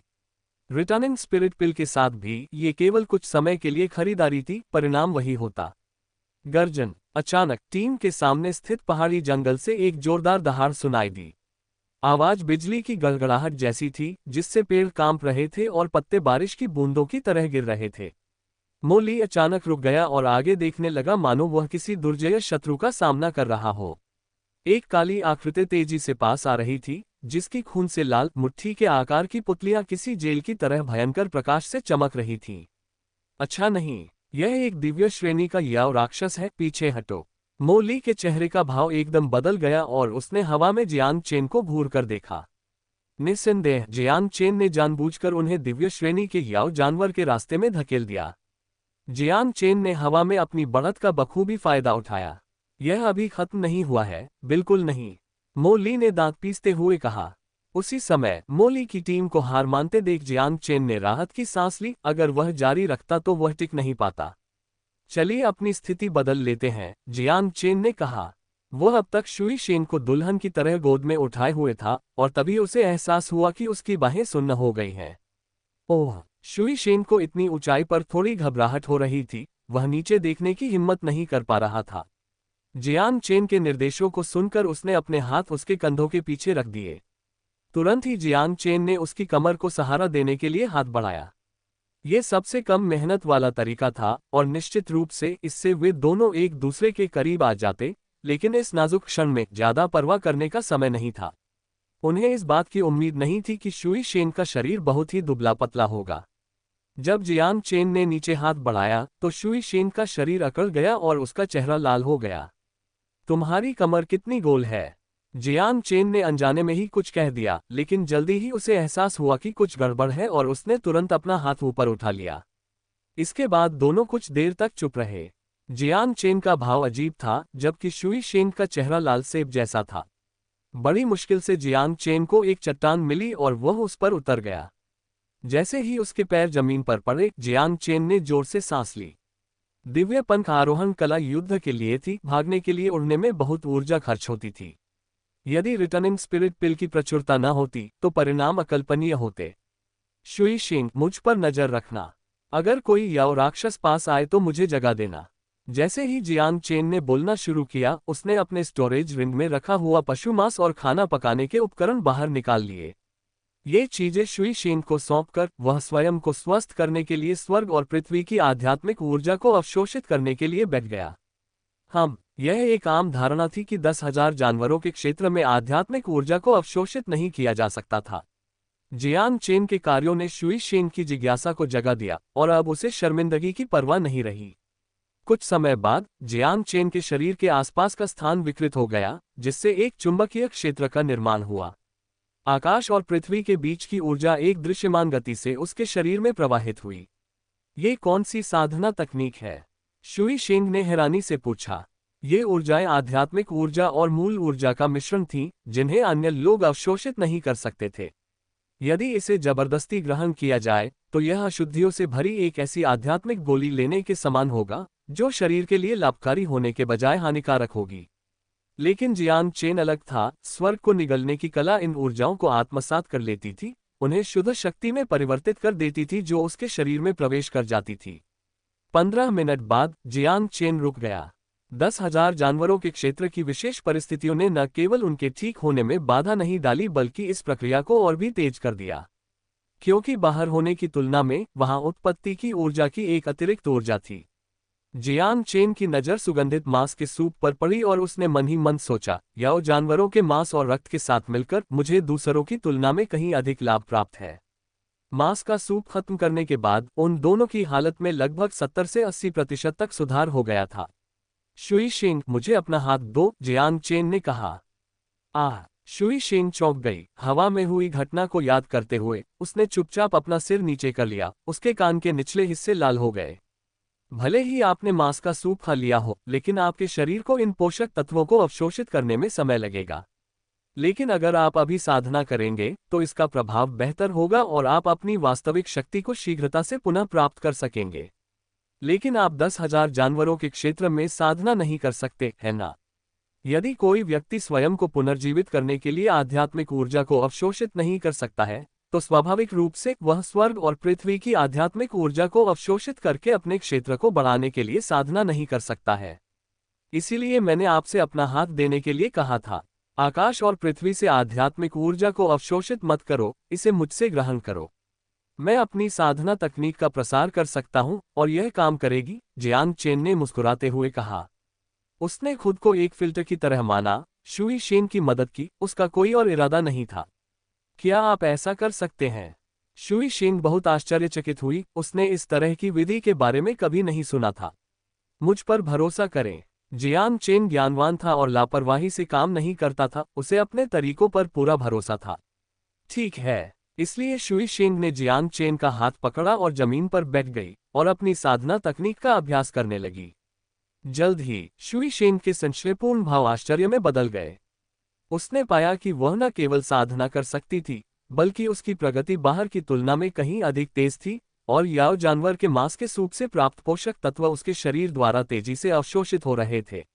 उसे अपने दायरे में केवल थोड़ी सी ढील महसूस हुई, जो किसी बड़ी सफलता से ज्यादा दूर नहीं थी। सबसे महत्वपूर्ण बात यह है कि पूरी प्रक्रिया में 10 मिनट से भी कम समय लगा। ये वो फायदे थे जो आधे दिन बाहर बिताने से हासिल नहीं किए जा सकते थे। सीनियर ब्रदर जियांग चेन, आपने ये कैसे किया? शुई शेंग ने अत्यंत जिज्ञासा से पूछा। यह एक रहस्य है, जियांग चेन ने हंसते हुए कहा और इससे ज्यादा कुछ नहीं कहा। शांत स्वभाव के शुई शेंग को आगे कुछ पूछने में बहुत शर्म महसूस हुई और उन्होंने उनका तहे दिल से शुक्रिया अदा किया। मुझे धन्यवाद मत दो, ये सब मेरी वजह से हुआ है। असल में अगर तुम पहले ही तान युन के साथ चली जाती तो कोई फर्क नहीं पड़ता। अपनी सुरक्षा के लिए मैं तुम्हें दोष नहीं देता।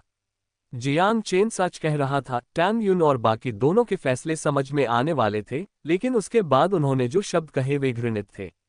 लेकिन तब मैं सीनियर ब्रदर जियांग चेन को बहुत निराश कर देता, शुई शेंग ने कहा। लेकिन आपके फैसले ने मुझे फंसा दिया है ना? जियांग चेन ने कहा। यह सुनकर शुई शेंग ने उदास होकर अपना सिर नीचे कर लिया। उसका चेहरा निराशा से भरा हुआ था और उसकी आवाज में सिसकी झलक रही थी। मुझे माफ कर दीजिए सीनियर ब्रदर जियांग चेन। उद्धरण चिन्ह, मैं आपको दोष नहीं दे रहा हूं। जियांग चेन ने हंसते हुए कहा, मेरा मतलब यह है कि इस क्रूर दुनिया में आपको अनुकूलन करना आना चाहिए। बेशक आपके कार्यों ने मुझे बहुत प्रभावित किया है और मैं उनकी प्रशंसा करता हूं, इसलिए मैं ये बात आपके नजरिए से कह रहा हूं। शुई शेंग बहुत छोटी थी। 10,000 जानवरों के क्षेत्र में भेजे जाने पर भी जियांग चेन को लगा कि यह उसके लिए एक सजा है। शुई शेंग उसकी बात समझ गई और मुस्कुरा उठी। जियांग चेन का स्नेहपूर्ण स्वर एक बड़े भाई की तरह किसी तरह उसके दिल को छू गया। लेखक का नोट, यदि कोई विशेष परिस्थिति न हो तो पहला अध्याय रात 12 बजे से 1 बजे तक, दूसरा अध्याय शाम 4 बजे से 6 बजे तक और तीसरा अध्याय रात 8 बजे से 9 बजे तक प्रकाशित होगा। हालांकि कई दोस्तों ने कहा कि यह अच्छा नहीं है, इसलिए अब मैं पहले अध्याय का समय बदलकर सुबह 8 बजे, दूसरे अध्याय का समय बदलकर दोपहर 12 बजे और तीसरे अध्याय का समय बदलकर शाम 5 बजे करने के बारे में सोच रहा हूं। आप सब क्या सोचते हैं? अध्याय 147 काला छाया राक्षस। जैसे ही शाम ढलने लगी, जियांग चेन चट्टान पर खड़ा होकर 10,000 जानवरों के क्षेत्र को निहारने लगा। अंतहीन पर्वत श्रृंखलाओं का कोई अंत नहीं दिख रहा था, और यह याद करके कि उसे यहाँ भेजा गया था और वह अपनी मर्जी से यहाँ से नहीं जा सकता था, उसे दमन का एहसास हुआ। उन्होंने कहा, रात का समय या जानवरों की सक्रियता का चरम समय होता है, आइए इस अवसर का लाभ उठाकर शिकार करें। तुरंत ही जियांग चेन ने डूबते सूरज की दिशा में इशारा करते हुए कहा, भोर होते होते हम एक शहर पहुंच जाएंगे। मैं तुम्हें वहां भेज दूंगा। 10,000 जानवरों के क्षेत्र में विभिन्न शक्तियों द्वारा बनाए गए शहर ऐसे सुरक्षित स्थान हैं जहां कोई भी याव जानवरों के आक्रमण से सुरक्षित रह सकता है। समझ गया, शुई शेंग ने उत्तर दिया। शुई शेंग जानता था कि उनके लोगों में अंतर बहुत अधिक था, जिससे उनके लिए एक साथ यात्रा करना असंभव था, क्योंकि यह किसी भी पक्ष के लिए न तो लाभकारी होगा और न ही हानिकारक। तुरंत ही दोनों पहाड़ से नीचे उतर गए और बिना किसी विशेष खोज के याओ बीस्ट उनके सामने प्रकट हो गए। जियांग चेन ने सैनिक स्तर के याओ बीस्ट को शुई शेंग के भरोसे छोड़ दिया, जबकि उसने स्वयं जनरल स्तर के याओ बीस्ट से निपटा। यदि उनका सामना किसी राजा स्तरीय प्राणी से होता तो वे सीधे उड़कर दूर चले जाते।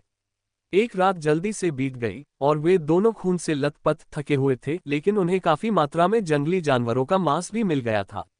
वे दोनों जंगल से बाहर निकलने के लिए संघर्ष करते हुए आगे बढ़े और मैदान में एक प्राचीन मार्ग दिखाई दिया, जो अंत में एक शहर की ओर जाता था। तुम्हारे पास स्टोरेज रिंग नहीं है, इसलिए तुम ज्यादा जानवरों का मांस और याओ बीस्ट का खून नहीं ले जा सकते। मैं तुम्हारा फायदा नहीं उठाऊंगा, ये लो तुम्हारे लिए कुछ स्पिरिट पिल्स। जियांग चेन ने जुयुआन क्षेत्र के लिए इस्तेमाल होने वाली तीनों प्रकार की स्पिरिट पिल में से प्रत्येक की सैकड़ों गोलियां निकाली और उन्हें शुई शेंग को दे दी। ये तो हद से ज्यादा है। शुई शेंग को बहुत आश्चर्य हुआ। स्पिरिट पिल्स का मूल्य पिछली रात उसे मिले लाभ से कहीं अधिक था और वह खुद को उनके योग्य न समझने लगी। इन्हें ले लो, जियांग चेन ने उसे मना करने का मौका दिए बिना कहा। ओह, शुई शेंग ने जवाब दिया। शुई शेंग और भी बहुत कुछ कहना चाहती थी, लेकिन जियांग चेन के निर्विवाद प्रभुत्व ने उसे केवल स्पिरिट पिल्स को दूर रखने के लिए मजबूर कर दिया। जियांग चेन के नेक इरादों को जानते हुए एक ऐसी असामान्य भावना जो उसने पहले कभी महसूस नहीं की थी, ने उसे हल्की सी मुस्कान दी, एक ऐसी मुस्कान जिसका उसे खुद भी एहसास नहीं हुआ। तुरंत ही जियांग चेन की निगाहों के सामने शुई शेंग प्राचीन मार्ग पर चल पड़ा और शहर की ओर बढ़ गया। शुई शेंग के नजरों से ओझल हो जाने के बाद जियांग चेन ने अपना नक्शा निकाला। अब वह उस क्षेत्र के करीब था जहां वह जाना चाहता था। मैं दोपहर तक वहां पहुंच सकता हूं, उसने सोचा।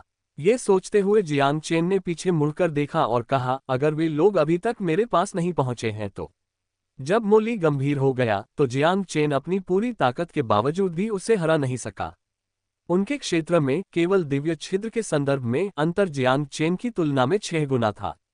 अगर जियांग चेन अभी भी 2 दिव्य छिद्र बना भी ले तो भी वह प्रतिद्वंद्वी नहीं होगा। अमर तलवार दाव के उत्तराधिकारी के रूप में वह केवल प्रारंभिक चरण में थे, उन्होंने लघु उपलब्धि भी हासिल नहीं की थी। दाव के माध्यम से संचालित तलवारबाजी की तकनीकें पहले की तुलना में 10 गुना अधिक शक्तिशाली थीं, लेकिन उन्होंने अमर तलवार दाव की शक्ति का 10वां हिस्सा भी उजागर नहीं किया था। समय बहुत कम है, मेरे पास अमर तलवार दाव की अमर इच्छा को समझने का समय ही नहीं है, जियांग चेन ने बेबसी से सोचा। समय की बात करते हुए जियांग चेन को ड्रैगन डोमेन में स्थित पवित्र संस्थान याद आया। पवित्र संस्थान की सबसे प्रशंसनीय बात उसका टाइम पैलेस था। 1 महीने तक घर के अंदर खेती करने के बाद केवल 1 दिन ही बाहर बिताया जाता था। ये सचमुच स्वर्ग को चुनौती देने वाला था। यही कारण था कि फायर डोमेन के युवा प्रशिक्षण के लिए यहां आने को लेकर इतने बेताब थे। वे सभी उच्च शिक्षा के लिए एक स्थान प्राप्त करना चाहते थे। हालांकि प्रतियोगिता के माध्यम से केवल 3 स्थान ही चुने गए थे। मैं इस पद को हासिल करने के लिए दृढ़ संकल्पित हूँ। जियांग चेन भी अपवाद नहीं था, वह अपनी ताकत में सुधार करना चाहता था और पवित्र संस्थान का आकर्षण उसके लिए बेहद प्रबल था। इसके अलावा उसे ड्रैगन डोमेन में एक प्रतिरूपण भी ढूंढना था। क्या चल रहा है? पहाड़ों में सुबह घूमने के बाद जियांग चेन को अचानक एहसास हुआ कि कुछ गड़बड़ है। उस पर बार बार याओ जानवरों द्वारा हमला किया जा रहा था। 10,000 जानवरों के क्षेत्र में यह कोई असामान्य बात नहीं थी, लेकिन ये याओ जानवर सक्रिय रूप से उसकी तलाश कर रहे थे। पहले तो वे सैनिक स्तर के थे, लेकिन धीरे धीरे एक के बाद एक जनरल स्तर के अधिकारी भी सामने आने लगे। ये हो सकता है। जियांग चेन को कुछ सूझा और उसने अपने कपड़ों की ओर देखा, जो याओ जानवर के खून से सने हुए थे और उनमें से मछली जैसी तेज गंध आ रही थी। रात भर चले संघर्ष के बाद वह अनजाने में इस गंध का आदी हो गया था। हालांकि याओ बीस्ट ऐसे नहीं थे। जब एक राजा स्तर का याओ जानवर भी दौड़ता हुआ आया तो जियांग चेन समझ गया कि उसे खुद को साफ करना होगा। वह नदी की तलाश में फिर से हवा में उड़ गया। ऊंची उड़ान भरते हुए वह दूर दूर तक देख सकता था। जियांग चेन ने चारों ओर देखा और जल्दी ही जमीन पर मौजूद पानी के एक हिस्से से सूर्य की रोशनी परावर्तित होते हुए देखी, इसलिए वह उसकी ओर उड़ गया। जैसे ही वह करीब पहुंचा, जियांग चेन को पता चला कि यह एक झील थी। नीचे उतरने से पहले जियांग चेन ने अपनी दिव्य चेतना का प्रसार किया, ये जांचने के लिए कि क्या वहां कोई और जानवर मौजूद है। अप्रत्याशित रूप से उनकी दैवीय चेतना समुद्र में डूबते पत्थर की तरह थी, जिसमें कोई प्रतिक्रिया नहीं थी। कोई व्यक्ति याओ बीस्ट्स के पास ऐसी कोई विधि नहीं होगी। जियांग चेन ने सावधानीपूर्वक किनारे पर कदम रखा और अपनी चिक्सियाओ तलवार को कसकर पकड़ रखा था। अचानक उसने कुछ ही दूरी पर एक आकृति देखी। वह चलकर वहां पहुंचा और पाया कि वह एक आदमी था। दूसरे पक्ष ने जियांग चेन के कदमों की आहट सुनी, उधर देखा और तनाव से भर गया। दोस्त, जियांग चेन ने देखा कि उसकी ताकत बहुत ज्यादा नहीं है, इसलिए वह निश्चिंत हो गया। लेकिन जैसे ही उसने कुछ कहा, वह युवक घबराकर भाग गया, मानो उसने कोई भूत देख लिया हो। जियांग चेन अचंभित था और उसने इस पर ध्यान नहीं दिया। उसने अपने भंडारण कक्ष से एक लकड़ी की बाल्टी निकाली, उसे पानी से भरा, अपने खून से सने कपड़े उतार दिए और फिर पानी अपने सिर पर डाल लिया। खून की बदबू को धोने के बाद जियांग चेन ने नए कपड़े बदले और जाने ही वाला था। अचानक उससे कुछ ही दूरी पर स्थित झील में एक काली परछाई तेजी से उसकी ओर बढ़ रही थी। उस युवक के जाने के समय के चेहरे के भाव को याद करते हुए जियांग चेन लापरवाही करने की हिम्मत नहीं कर सका। वह हवा में उछल पड़ा, किसी भी अप्रिय घटना होने पर तुरंत उड़ जाने के लिए तैयार था। छप छप, अचानक एक काली परछाई पानी को चीरते हुए बाहर निकली और चारों ओर पानी के छींटे बिखेर दिए। जियांग चेन, जिसने पहले सोचा था कि यह एक दुर्जय या जानवर है, ये देखकर दंग रह गया। ये तो एक महिला थी। उसका बर्फ जैसा सफेद शरीर पूरी तरह नग्न था और पानी में उसके सुडौल वक्र हल्के से दिखाई दे रहे थे। उसका खूबसूरत चेहरा तैरने के आनंद में डूबा हुआ था, लेकिन तभी अचानक उसने जियांग चेन को हवा में खड़े होकर उसे घूरते हुए देखा और वह पल भर में हक्का बक्का रह गई। आह! उसके गुलाबी होठों से एक चीख फूट पड़ी। मैं जा रहा हूँ। जियांग चेन ने प्रतिक्रिया दी, अपने पंख फड़फड़ाए और भाग गया। हालांकि इस बार उनकी इच्छा पूरी नहीं हुई। अभी ज्यादा दूर उड़ने से पहले ही उसे अपने पीछे एक भयानक ठंडक का एहसास हुआ। उसने पीछे मुड़कर देखा तो उसे केवल एक क्षणिक परछाई ही दिखाई दी। अचानक उनके चेहरे के भाव में जबरदस्त बदलाव आया और वे तुरंत रुक गए, क्योंकि उनके सामने एक बेहद खूबसूरत महिला खड़ी थी। उसने सफेद पोशाक पहनी हुई थी और उसके बाल पूरी तरह से गीले थे, जिससे स्पष्ट था कि वह अभी अभी नहाकर निकली थी। यह महिला वह नहीं थी जिसे जियांग चेन ने अभी अभी देखा था, लेकिन वह उससे मोहित हो गया था। उसका चेहरा, जिस पर अभी भी पानी की बूंदें थीं, सचमुच बेहद खूबसूरत था, इतना खूबसूरत कि दम घुट रहा था। अगर उसकी बर्फीली निगाहें न होतीं तो जियांग चेन शायद उसे निहारता रहता। वरिष्ठ बहन, जियांग चेन ने खुद को संभालते हुए पुकारा। यह महिला ली जुएर थी, जो सौंदर्य रैंकिंग में शीर्ष पर थी। वह तियांदाओ संप्रदाय की एक सच्ची शिष्या भी थी। जियांग चेन की निगाहें उसके पैरों पर पड़ी। पहले तो वह देखना चाहता था कि वह ऊपर कैसे उड़ी, लेकिन अचानक उसकी पुतलियां फैल गईं। उन्हें इस बात पर मुश्किल से ही विश्वास हो रहा था कि किसी के पैर इतने सुंदर हो सकते हैं। ली जुएर नंगे पैर थी। उसके पैर के तलवे की त्वचा लगभग पारदर्शी थी, जिसमें कुछ नीली नसें हल्की हल्की दिखाई दे रही थीं। बर्फ जैसी सफेद और चमकदार, जैब की तरह चिकनी, और उसके 10 पैर की उंगलियों के नाखून हल्के लाल रंग के थे, जैसे 10 छोटी पंखुड़ियां हों। तियांदाओ संप्रदाय का तीसरा प्रमुख नियम क्या है? ली जुएर ने ठंडे स्वर में पूछा। जियांग चेन चौंक गया और उसने जवाब दिया, यदि विद्यालय का कोई शिष्य व्यभिचारी है और ऐसा कुछ करता है जिससे विद्यालय की प्रतिष्ठा धूमिल होती है, तो उसे कड़ी सजा दी जाएगी। ये सुनकर जियांग चेन समझ गई और उसने तुरंत कहा, वरिष्ठ बहन, मुझे नहीं पता था कि आप यहाँ हैं। मैं पूरी रात याओ राक्षसों से लड़ता रहा था और मुझे तुरंत खुद को साफ करने की जरूरत थी। क्या ऐसा है? ली जुएर के होठों पर एक बर्फीली मुस्कान आ गई।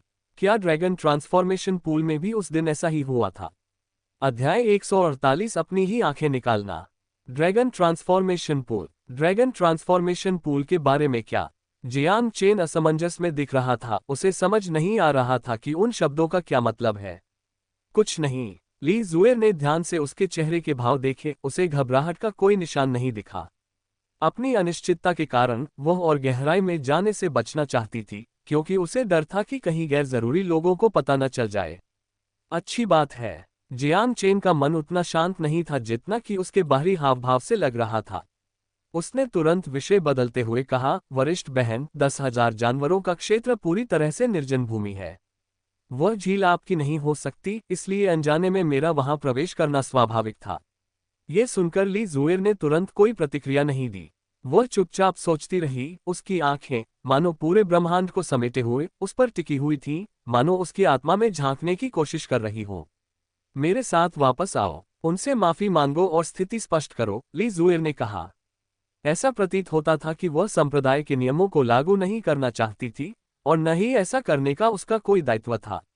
जियांग चेन ने कड़वी मुस्कान दिखाते हुए पीछे हटते हुए कहा, वरिष्ठ बहन, ऐसी बात को स्पष्ट रूप से कैसे समझाया जा सकता है? उस महिला के लिए मेरी उपस्थिति और मेरी माफी केवल उसे असहज और शर्मिंदा महसूस कराएगी। तो क्या मैं तुम्हें ऐसे ही जाने दूं? क्या एक पुरुष होने के नाते तुम में जिम्मेदारी की भावना नहीं है? ली जुएर को उसके बहाने पर विश्वास नहीं हुआ। तो फिर बहुत अच्छा। दिव्य यात्रा के अंतिम चरण में होने के कारण ली जुएर मोली से भी कहीं अधिक शक्तिशाली थी। जियांग चेन स्वाभाविक रूप से उसका मुकाबला नहीं कर सकता था। चिंता मत करो, मैं तुम्हें कुछ नहीं होने दूंगा। ली जुएर को उसका मरने के लिए तैयार वाला भाव हास्यास्पद लगा, लेकिन ऊपरी तौर पर वह ठंडी और पहुंच से बाहर बनी रही। तुरंत ही जियांग चेन उसके पीछे पीछे झील किनारे चली गई। इसके बाद जियांग चेन ने गौर किया कि इस वरिष्ठ बहन के उड़ने का कारण ये था कि उनके द्वारा उठाए गए प्रत्येक कदम के साथ उनके पैरों पर रहस्यमय प्रतीक संघनित हो जाते थे, जो बर्फ में परिवर्तित होकर उनके शरीर को सहारा देते थे। इस खोज ने जियांग चेन को बेहद आश्चर्यचकित कर दिया।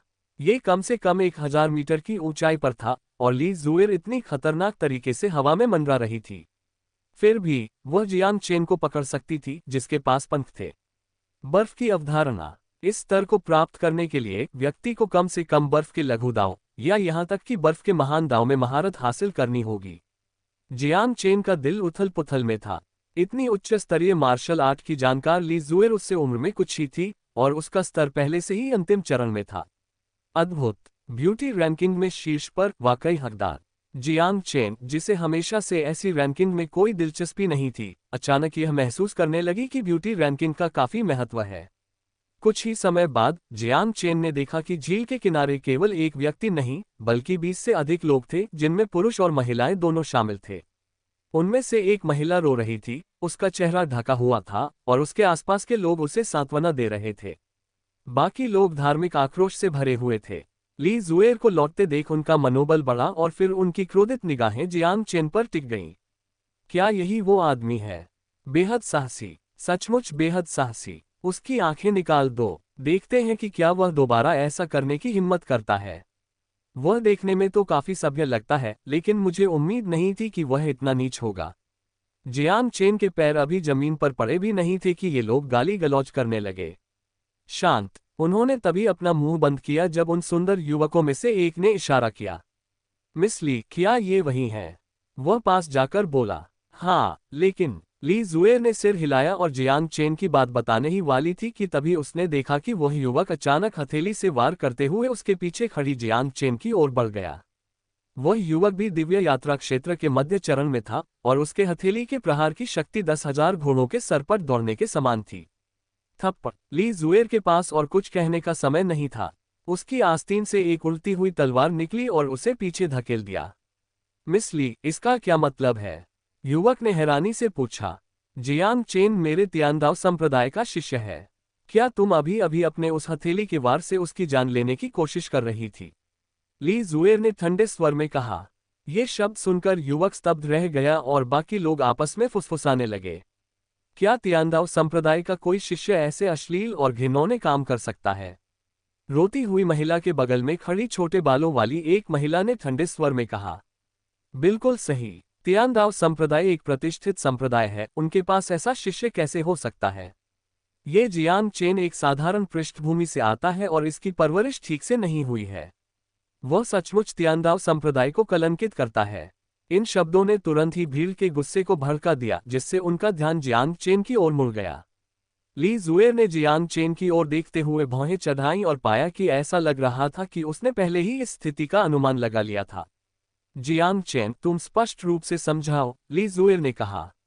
जियांग चेन ने कंधे उचकाए और तिरस्कार से भरे इन लोगों के सामने चलते हुए कहा, क्या मैं पूछ सकता हूं, क्या ये पहाड़ आपका है? अपना बचाव करने के बजाय उसने एक अजीब सवाल पूछा। भीड़ ने एक दूसरे की ओर देखा, फिर सिर हिला दिया। क्या ये झील तुम्हारी है? जियांग चेन ने फिर पूछा। आखिर तुम कहना क्या चाहते हो? किसी ने अधीरता से कहा। तो फिर ये दिलचस्प है।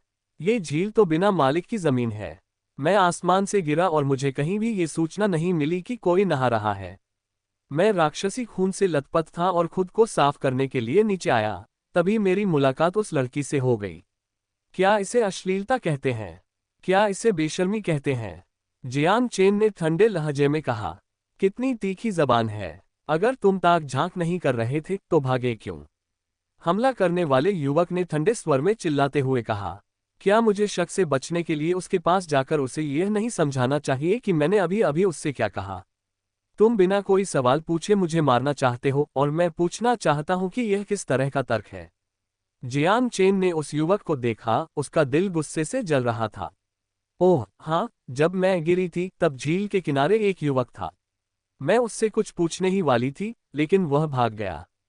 है ना अजीब? अगर उसने मुझे बताया होता कि झील में कोई नहा रहा है तो मैं तुरंत वहां से चली जाती, जियांग चेन ने आगे कहा। ओह, जियांग चेन की बातें सुनकर सभी के चेहरे के भाव अजीब हो गए। इस समूह ने पहले ही इस बात पर सहमति जता दी थी कि पुरुष और महिलाएं बारी बारी से स्नान करेंगे, और जब महिलाएं स्नान कर रही होंगी तो सभी पुरुषों को पहाड़ से नीचे आ जाना चाहिए। अब जियांग चेन ने कहा कि झील के किनारे एक आदमी था, और इसका अर्थ पहले से ही बहुत स्पष्ट था। ये व्यक्ति कौन है? ली जुएर ने पूछा। जियांग चेन ने भीड़ पर नजर घुमाए और उसकी नजर एक संदिग्ध आंखों वाले व्यक्ति पर पड़ी, जो बिल्कुल वही व्यक्ति था जिससे वह पहले मिल चुका था। उसे भीड़ ने उस दिशा में देखा जिधर जियांग चेन ने इशारा किया था, उस व्यक्ति को देखा और उनके चेहरे के भाव अविश्वसनीय रूप से जटिल हो गए। बकवास, मेरा छोटा भाई, वह ऐसा कैसे कर सकता है? उस युवक ने चिल्लाकर कहा जिसने पहले जियांग चेन की जान लेने की कोशिश की थी। ओह! जियांग चेन ने व्यंग्य भरे लहजे में कहा, मैंने कहा था कि कोई मुझसे बिना कुछ पूछे मुझे मारना चाहता है, तो पता चला कि वह मुझे चुप कराना चाहता था। तुम! युवक गुस्से से भर उठा और उसने अपनी मुट्ठी भींच ली। तुम! जियांग चेन ने उसे बीच में ही रोकते हुए कहा, यह मत सोचो कि हथेली का वार नाकाम होने से तुम अब भी पीछे हट जाओगे। मैं तुम्हें बता रहा हूं क्योंकि तुम्हारा भाई मुझे मारना चाहता है, इसलिए मौका मिलते ही मैं तुम्हारे भाई को मार डालूंगा। उसका छोटा भाई केवल जुयुआन क्षेत्र में था।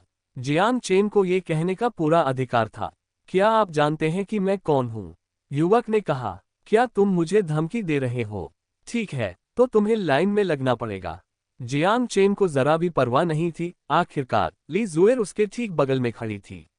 पर्याप्त। इसी क्षण पहले वाली छोटे बालों वाली महिला जियांग चेन के सामने आए और बोली, चाहे यह आकस्मिक था या जानबूझकर, आपने मेन कियान को देखा था, है ना? हाँ, जियांग चेन ने इससे इनकार नहीं किया। तो फिर इससे मेन कियान की बेगुनाही को ठेस पहुंचेगी। अपनी आंखें खुद निकाल लो, छोटे बालों वाली महिला ने ठंडे लहजे में कहा।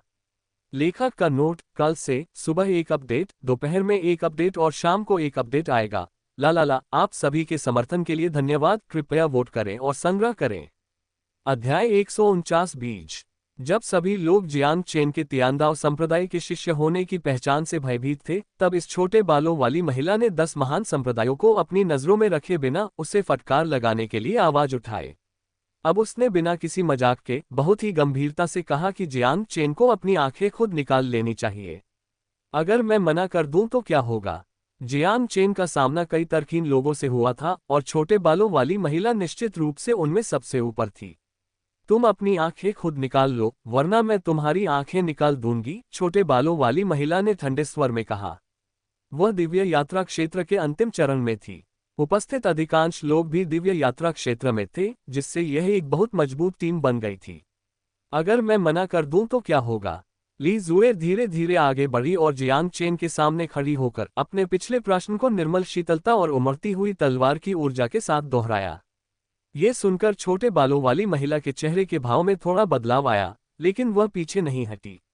एक ही लोक की होने और एक महिला होने के नाते वह ली जुएर से कुछ हद तक आश्वस्त नहीं थी और प्रतिस्पर्धा करने के लिए इस अवसर का लाभ उठाना चाहती थी। हालांकि जैसे ही उसने ऊपर देखा और ली जुएर की निगाहों से मिली, उसका दिल अचानक कांप उठा और उसकी युद्ध की भावना पूरी तरह से गायब हो गई। एक नजर, बस एक नजर ने उसे हरा दिया। ली जुएर की मौजूदगी से वातावरण मानो जम गया था। केवल सांसों की आवाज सुनाई दे रही थी और किसी ने दोबारा कुछ नहीं बोला। बहन यीनिंग, कोई बात नहीं।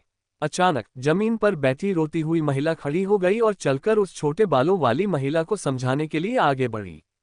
चूंकि तियांदाओ संप्रदाय का शिष्य अनजाने में अंदर आ गया था, इसलिए सब कुछ गलतफहमी है, इस पर ध्यान देने की कोई जरूरत नहीं है, उसने धीरे से कहा। उसका शरीर सुडौल था, उसके शब्दों और कार्यों में एक स्पष्ट अलौकिक ऊर्जा व्याप्त थी। उसका चेहरा जैद की तरह सुंदर और कोमल था और नीली पोशाक उसे किसी चित्र से निकली परी की तरह दिखा रही थी। मेन कियान, छोटे बालों वाली यीनिंग नाम की महिला ने इतनी आसानी से हार मानने से इनकार कर दिया। वह बहुत अनिच्छुक महसूस कर रही थी, लेकिन मेन कियान ने उससे बहस नहीं की। इसके बजाय उसने ली जुएर की ओर मुड़कर कहा, वरिष्ठ बहन जुएर, यीनिंग का स्वभाव उग्र है, कृपया बुरा न माने। उनका व्यवहार शालीन था और उनका रवैया ईमानदार था, जिससे किसी के लिए भी उन पर गुस्सा करना असंभव था। ली जुएर ने हल्के से सिर हिलाया और चुप रही। तो फिर यह मामला सुलझ गया, इसका निपटारा हो गया, मेन कियान ने कहा।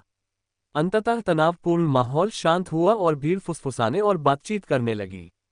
तियानदाओ संप्रदाय के शिष्य, मुझे याद रहेगा कि तुमने मेरे छोटे भाई की किस तरह निंदा की थी। उस युवक ने जियांग चेन को धमकी दी। जियांग चेन ने उसे नजरअंदाज कर दिया और इसके बजाय मेन कियान को घूरने लगा। अगर उसे सही से याद है तो पानी में इस महिला का पहले का प्रदर्शन उसके निडर और बेबाक व्यवहार के साथ उसकी वर्तमान नाजुक छवि के बिल्कुल विपरीत था। और शुरू से ही वह जमीन पर बैठी रही, कोई राय व्यक्त नहीं करती रही, जब तक कि ली जुएर ने उसका जोरदार बचाव नहीं किया। तभी वह विवाद को सुलझाने के लिए खड़ी हुई। यह महिला साधारण नहीं थी। वह ली जुएर के लिए चिंतित हुए बिना नहीं रह सका और बोला, सीनियर सिस्टर, इस टीम में आप अकेली हैं। क्या तुम रुकना चाहते हो? ली जुएर ने सीधे पूछा। नहीं, मेरा मतलब है, हम क्यों न चले जाएं? जियांग चेन ने आधे मजाक में कहा। ली जुएर ने अपना सिर हिलाया। उसकी हरकतें धीमी थीं, लेकिन उसका रवैया बहुत दृढ़ था। तुम क्या कर रहे हो? जियांग चेन ने फिर पूछा। बीजों की तलाश में, ली जुएर ने कहा। क्या तुम्हें नहीं पता? जियांग चेन अचंभित होकर सिर हिलाया। उसे इस हालत में देखकर ली जुएर को समझ नहीं आ रहा था कि वह क्या समझाए। अगर आपको नहीं पता तो इसका मतलब है कि आप एक साधारण व्यक्ति हैं, जानने के लायक नहीं हैं। वह युवक कान खड़े करके छुपकर बातें सुन रहा था और उसने मौका पाकर जोरदार प्रहार किया। जियांग चेन के कुछ बोलने से पहले ही उन्होंने कहा, पवित्र अकादमी में प्रवेश पाना आसान नहीं है। न केवल प्रतियोगिता के माध्यम से सर्वश्रेष्ठ उम्मीदवारों का चयन किया जाएगा, बल्कि पवित्र अकादमी पर्यवेक्षण के लिए भी लोगों को भेजेगी। यदि सर्वश्रेष्ठ 3 उम्मीदवार योग्य नहीं हैं, तो उनका चयन नहीं होगा। इसलिए अग्नि क्षेत्र की सेनाओं ने एकजुट होकर 10,000 जानवरों के क्षेत्र को खोल दिया है और साथ ही वे 10,000 जानवरों के क्षेत्र में बीज उम्मीदवारों का चयन करेंगे। जो पौधे बीज उम्मीदवार के रूप में चुने जाएंगे, उनकी 6 महीने के भीतर अच्छी तरह से खेती की जाएगी। विभिन्न सेनाएं लोगों को भेजने से पहले अपने सबसे उत्कृष्ट शिष्यों को बुलाकर उन्हें बीजों के बारे में सूचित करेगी और उन्हें उनकी खोज करने का निर्देश देंगी। बीजों के बारे में न जानने के कारण तुम एक ऐसे व्यक्ति हो जिसे त्याग दिया गया है। इस व्यक्ति ने बीजों के बारे में बताया और जियांग चेन की निंदा करना नहीं भूला। और मैं, हे रेनलोंग, वो व्यक्ति हूं जिस पर मेरे परिवार को बहुत उम्मीदें हैं। ये कहते हुए उनका चेहरा गर्व से चमक रहा था। अप्रत्याशित रूप से जियांग चेन ने उपहास उड़ाया और खुद को हंसने से रोक नहीं पाया। तुम्हारा मतलब क्या है? रेनलोंग ने गुस्से से पूछा। क्या आपने कभी लंबे लोगों को छोटे लोगों से अलग करना वाली कहावत सुनी है? तियानदाओ संप्रदाय के मुकाबले आपका है परिवार क्या है? सीनियर सिस्टर जुएर के मुकाबले आपका परिवार क्या है? जियांग चेन ने कहा। वरिष्ठ बहन जुएर। जैसे ही ये शब्द उसके मुंह से निकले, जियांग चेन को रीढ़ की हड्डी में एक सिहरन महसूस हुई, मानो वह जमने ही वाला हो। सीनियर सिस्टर ली। जियांग चेन ने तुरंत अपनी गलती सुधार ली।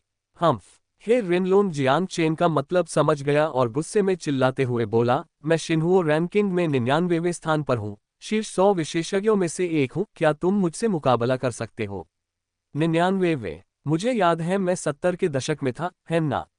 जियांग चेन मुस्कुराया। कि रेनलोंग की मार्शल आर्ट औसत दर्जे की थी और उसके पास कोई शक्तिशाली गहन मार्शल आर्ट नहीं थी। उसके पास कई दिव्य छिद्र भी नहीं थे। वह मध्य चरण में प्रवेश करने के लिए ची की एक तीव्र धारा को रोके हुए था, लेकिन वह ली किन को हरा नहीं सका। हालांकि सिर्फ इसलिए कि जियांग चेन ने ली किन को हरा दिया, इसका मतलब यह नहीं था कि वह रेनलोंग से भी निपट सकता था। अगर मैं 4 दिव्य छिद्रों को संघनित कर दूं, तो शायद मैं ऐसा कर सकूं, जियांग चेन ने सोचा। और हे रेनलोंग ने उसकी यह बात सुनकर ली किन का मामला याद कर लिया और वह चुप रहने के अलावा कुछ नहीं कर सका। बस करो, क्या इसका कोई अंत नहीं है? तियानदाओ संप्रदाय के शिष्य, मामला खत्म हो गया है, जितना हो सके दूर चले जाओ, यी निंग ने शाप दिया। जियांग चेन की आंखें थोड़ी सिकुड़ गईं। ये औरत तो उसकी आंखें निकाल लेना चाहती थी और उसे जरा भी भाव नहीं देती थी, ऐसे में तो बुद्ध भी क्रोधित हो जाते। हालांकि फिलहाल वह उसे हरा नहीं सकता था, इसलिए उसे केवल इसे सहन करना पड़ा। वरिष्ठ बहन, फिर मिलेंगे, लेकिन आपको सावधान रहना होगा। ये लोग भरोसेमंद नहीं है। किसी का छोटा भाई ताक झांक करता है और कोई और बेखौफ होकर निर्दोषों की हत्या करता है। वह रेनलोंग और यी निंग गुस्से में थे, लेकिन जियांग चेन ने अपने पंख फड़फड़ाए और हवा में उड़ गया, पीछे केवल एक दूर जाती हुई आकृति को छोड़ गया। ली जुएर के चले जाने के बाद किसी कारणवश उसकी छवि जियांग चेन के मन में बसी रही। उसका अद्वितीय स्वभाव एक ही नज़र से उसी क्षेत्र के किसी व्यक्ति को पीछे हटने पर मजबूर कर देता था। स्पिरिट मेडिसिन मिलने के बाद मैं अपनी ताकत को जितना हो सके उतना बढ़ाने की कोशिश करूंगा। जियान चेन ने मन ही मन सोचा, केवल प्रबल शक्ति से ही उसे सम्मान मिल सकता है। इस बार ली जुएर उसका साथ दे रही थी, लेकिन अगली बार शायद उसे थप्पड़ों से मार डाला जाए और उसकी आंखें निकाल ली जाएं। क्योंकि उसे डर था कि हेरेनलोन कोई गंदी चाल चल सकता है, इसलिए जियांग चेन ने उतरने की जगह खोजने की योजना बनाने से पहले काफी दूरी तक कम ऊंचाई पर उड़ान भरी। अचानक हवा में रहते हुए उसने आगे कुछ असामान्य महसूस किया। अपनी दिव्य चेतना के प्रयोग से उसने पाया कि ऊर्जा का एक प्रबल प्रवाह बाहर निकल रहा था।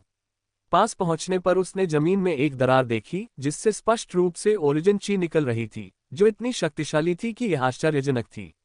10,000 जानवरों के क्षेत्र के नीचे निश्चित रूप से कोई उत्पत्ति पत्थर खनिज मौजूद होगा।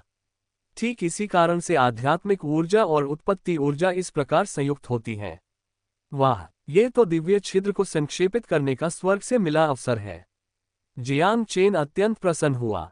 ये मूल ऊर्जा का सार थे, ठीक उसी तरह जैसे नानफेंग रिज में शुद्ध यांग खनिज क्रिस्टल स्रोत जो शरीर द्वारा अवशोषित होने में सक्षम है। लेखक का नोट, बिजली अभी अभी वापस आए हैं, मुझे बहुत खेद है। क्षतिपूर्ति के रूप में मैं आज एक अतिरिक्त अध्याय जोड़ूंगा। अध्याय 150। मुझे बहुत मजा आया। दिव्य यात्रा क्षेत्र भौतिक शरीर का विकास करता है। इसकी शुरुआत शारीरिक संरचना, त्वचा, मांस, टेंडन, हड्डियों और आंतरिक अंगों को परिष्कृत और मजबूत करने से होती है, ताकि व्यक्ति की ऊर्जा और रक्त में शक्ति का संचार हो सके। उसके बाद व्यक्ति दैवीय चेतना को संघनित कर सकता है और ची ऊर्जा का पोषण कर सकता है। सबसे स्पष्ट विशेषता दैवीय चेतना का होना है। निस्संदेह दिव्य यात्रा क्षेत्र की शक्ति केवल दिव्य चेतना में ही नहीं है, बल्कि सभी पहलुओं में भी परिलक्षित होती है। उदाहरण के लिए फ्लाइंग स्वॉर्ड तकनीक में, यदि दिव्य आत्मा पर्याप्त रूप से मजबूत नहीं है तो कोई भी दुश्मनों को मारने के लिए फ्लाइंग स्वॉर्ड को सटीक रूप से नियंत्रित नहीं कर सकता है। दिव्य यात्रा क्षेत्र में शामिल सभी मार्शल आर्टों में दिव्य यात्रा के लिए कुछ निश्चित आवश्यकताएं होती हैं, और जब भी कोई दिव्य छिद्र संघनित होता है तो एक बड़ी कीमत चुकानी पड़ती है। लगभग अपने शरीर को खाली करना पड़ता है और अपनी सारी ऊर्जा उसमें लगानी पड़ती है। बेशक एक बार जब दिव्य छिद्र को संघनित करने की शर्तें पूरी हो जाती हैं तो कोई भी हार नहीं मानेगा। कुछ ऐसे भी हैं जो उत्कृष्टता की खोज में लगे रहते हैं, अधिक दिव्य छिद्रों को संघनित करते हैं, जो टोंटियन क्षेत्र में प्रवेश करने में सहायक होता है। वे दिव्य यात्रा क्षेत्र को केवल एक प्रारंभिक बिंदु मानते हैं। ये लोग तो जीनियस हैं। दिव्य मेरिडियन से युक्त जियांग चेन बहुत पहले ही 4 दिव्य छिद्र बना सकता था, लेकिन उसके पास कभी समय नहीं था, यहाँ तक कि ड्रैगन ट्रांसफॉर्मेशन पूल में उस तथाकथित युवा राजकुमार ने उसे बीच में ही रोक दिया था। वर्तमान में ओरिजिन क्यूई का सार किसी भी आध्यात्मिक वस्तु से अतुलनीय है। जियांग चेन अपने भीतर दिव्य छिद्र का संघनन करता है, और जब वह इसे पूरा कर लेता है तो उसके शरीर को कोई कमजोरी महसूस नहीं होती, क्योंकि वह तुरंत ठीक हो सकता है। जियांग चेन इस अवसर को व्यर्थ नहीं जाने देना चाहता था। उसने अपनी दिव्य चेतना का उपयोग करके आसपास के वातावरण का जायजा लिया, और याओ जानवरों की अनुपस्थिति की पुष्टि करने के बाद उसने दरार के चारों ओर एक चेतावनी संरचना स्थापित कर दी। ये सब पूरा करने के बाद वह दरार के दोनों ओर पैर रखकर खड़ा हो गया। उत्पत्ति की ऊर्जा सबसे पहले उसके पैरों के तलवों से शुरू होकर पूरे शरीर में फैल गई, फिर उसे कसकर घेर लिया। उत्पत्ति की ऊर्जा में हवा की कमी के कारण जियांग चेन को घुटन महसूस हो रही थी। अनुकूलन के बाद ही वह बैठ गया और अपनी साधना तकनीक का अभ्यास करते हुए दिव्य छिद्रों का निर्माण शुरू किया। उसकी अपनी ऊर्जा पानी की तरह थी और दिव्य छिद्र लकड़ी की बाल्टियां थीं। अब उसे लकड़ी की बाल्टियों को पानी से भरना था। हालांकि एक बार थक जाने पर शरीर को गंभीर समस्याओं का सामना करना पड़ सकता है, लेकिन आसपास की मूल ऊर्जा एक नदी की तरह थी। उसमें डूबे रहने के कारण वह अपनी ऊर्जा के नुकसान को बिल्कुल भी महसूस नहीं कर पाया। फिर भी दिव्य छिद्र सफलतापूर्वक संघनित हो रहे थे। प्रचुर मात्रा में मौजूद ओरिजिन क्यूई सार के साथ अब बस समय पर छोड़ देना ही बाकी था। हालांकि दरार से कुछ ही दूरी पर एक पुरुष और एक महिला आ रहे थे। दोनों ही दिव्य यात्रा के प्रारंभिक चरण में थे। एक सुंदर पुरुष और एक खूबसूरत महिला जंगल में कंधे से कंधा मिलाकर चल रहे थे। उनका रिश्ता बहुत ही घनिष्ठ प्रतीत हो रहा था। वरिष्ठ भाई, आगे ऊर्जा में बहुत तीव्र उतार चढ़ाव आने की संभावना है। मुझे भी ऐसा ही महसूस होता है। उस पुरुष और महिला ने ओरिजिन क्यूई सार को खोज निकाला और जल्दी से वहां पहुंचे जहां उन्होंने जियांग चेन को बैठे हुए देखा। उत्पत्ति की ऊर्जा, यह जमीन के नीचे से रिसने वाली उत्पत्ति की ऊर्जा है। महिला आश्चर्यचकित और प्रसन्न दोनों थी। जियांग चेन की तरह उत्पत्ति की ऊर्जा उनके लिए बहुत मददगार साबित हुई। उस व्यक्ति के चेहरे पर भी मुस्कान थी, लेकिन जब उसने जियांग चेन को देखा तो उसकी मुस्कान गायब हो गई। कोई पहले ही यहां पहुंच गया, कितना दुर्भाग्यपूर्ण है। उस आदमी ने मन ही मन बड़बड़ाया। बड़े भाई, कोई बात नहीं, दरार बहुत लंबी है और मूल ऊर्जा का सार बहुत प्रचुर मात्रा में है, वह इसे पूरी तरह से अवशोषित नहीं कर सकता।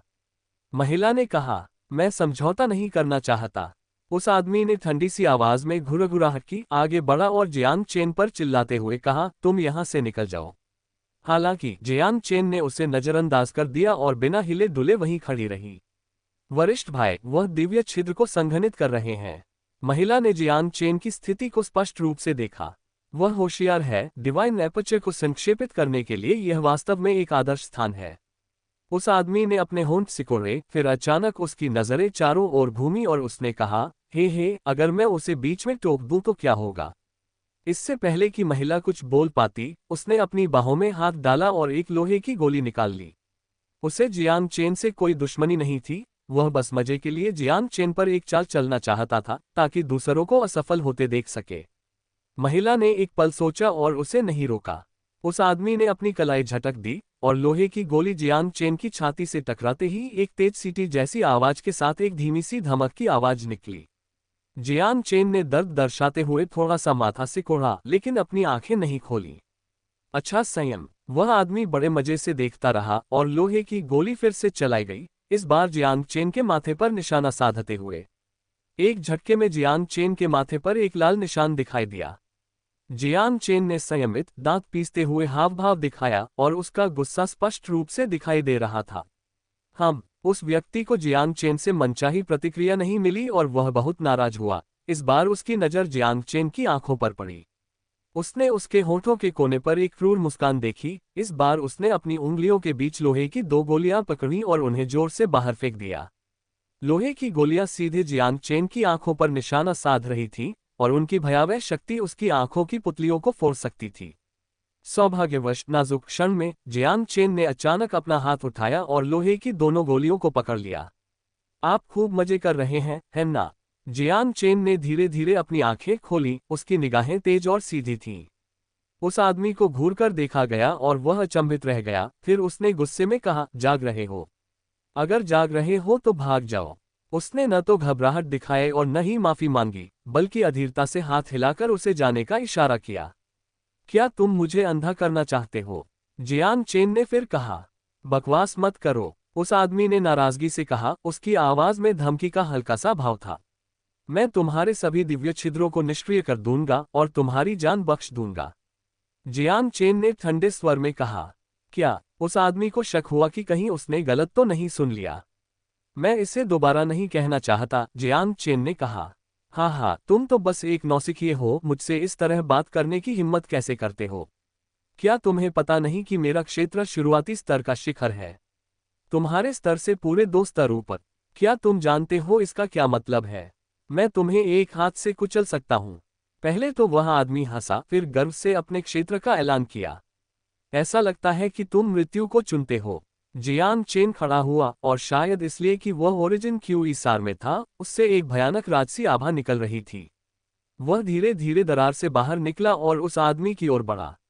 बड़े भाई, लगता है उन्हें अपने भले की समझ ही नहीं है, महिला ने तिरस्कारपूर्वक कहा। तब मैं उसे बताऊंगा कि शक्ति क्या होती है।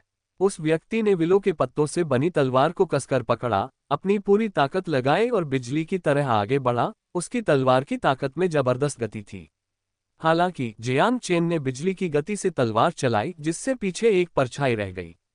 क्या वह अहंकारी व्यक्ति बेहद आश्चर्यचकित था। वह जियांग चेन की आकृति पर ठीक से निशाना भी नहीं लगा पा रहा था, इसलिए स्वाभाविक रूप से हमला करना तो संभव ही नहीं था। उसने निर्णायक निर्णय लिया और रक्षात्मक मुद्रा अपना ली, अपनी तलवार को अपनी छाती के सामने उठाकर बचाव की मुद्रा में आ गया। जैसे ही वह मजबूती से खड़ा हुआ, ठंडी हवा का एक झोंका उसके शरीर से गुजरा और उसकी सारी ताकत छीन ली। नीचे देखते ही देखते उसकी छाती में तलवार घुस गई। ये कैसे हो सकता है? उसे समझ नहीं आ रहा था कि शुरुआती दौर का एक नौसिखिया एक ही तलवार से कैसे मारा जा सकता है। सिर्फ 6 दिव्य छिद्र, मामूली मार्शल आर्ट, फिर भी तुम मेरे सामने शेखी बघारने की हिम्मत करते हो। जियान चेन ने उपहास किया। 6 ये तो कुछ ही नहीं है। वह व्यक्ति गिरने से पहले केवल 4 शब्द ही बोल पाया, एक दिव्य यात्रा क्षेत्र के साधक के लिए, एक साधारण अंतिम चरण शिखर के लिए 6 दिव्य छिद्र वास्तव में कम नहीं थे। जियान चेन जैसा कोई व्यक्ति, जिसने प्रारंभिक अवस्था में ही 4 दिव्य छिद्र प्राप्त कर लिए थे, वास्तव में असाधारण था। तुमने ही सीनियर ब्रदर शेन की हत्या की है। सब कुछ इतनी जल्दी हुआ कि महिला को प्रतिक्रिया देने का समय भी नहीं मिला। शायद मैं तुम्हें भी मार डालूंगा, जियान चेन ने कहा। यह सुनकर महिला चौंक गई और तुरंत जमीन पर घुटने टेककर, सिर झुकाकर दया की भीख मांगने लगी। तुम्हारे सभी दिव्य द्वारों को पनडुब्बी बना दूंगा, जियान चेन ने ठंडे स्वर में कहा। इस महिला ने पहले उसे रोकने के लिए कुछ नहीं कहा था, बल्कि दिलचस्पी से देखती रही थी। उसे न मारना ही उसके लिए एक तरह की दया थी। वह महिला चौंक गई। दिव्य द्वार वही थे जिन्हें उसने बड़ी मुश्किल से संघनित किया था, और एक बार अपंग हो जाने पर उसका राज्य धराशायी हो जाएगा। हालांकि उसके पास विरोध करने का कोई तरीका नहीं था, और अपने दिल में वह सीनियर ब्रदर शेन से नफरत करती थी क्योंकि उसने उसे परेशानी में डाला था। आगे की कहानी सुनाने के लिए वीके स्टोरी वर्ल्ड को सब्सक्राइब करो।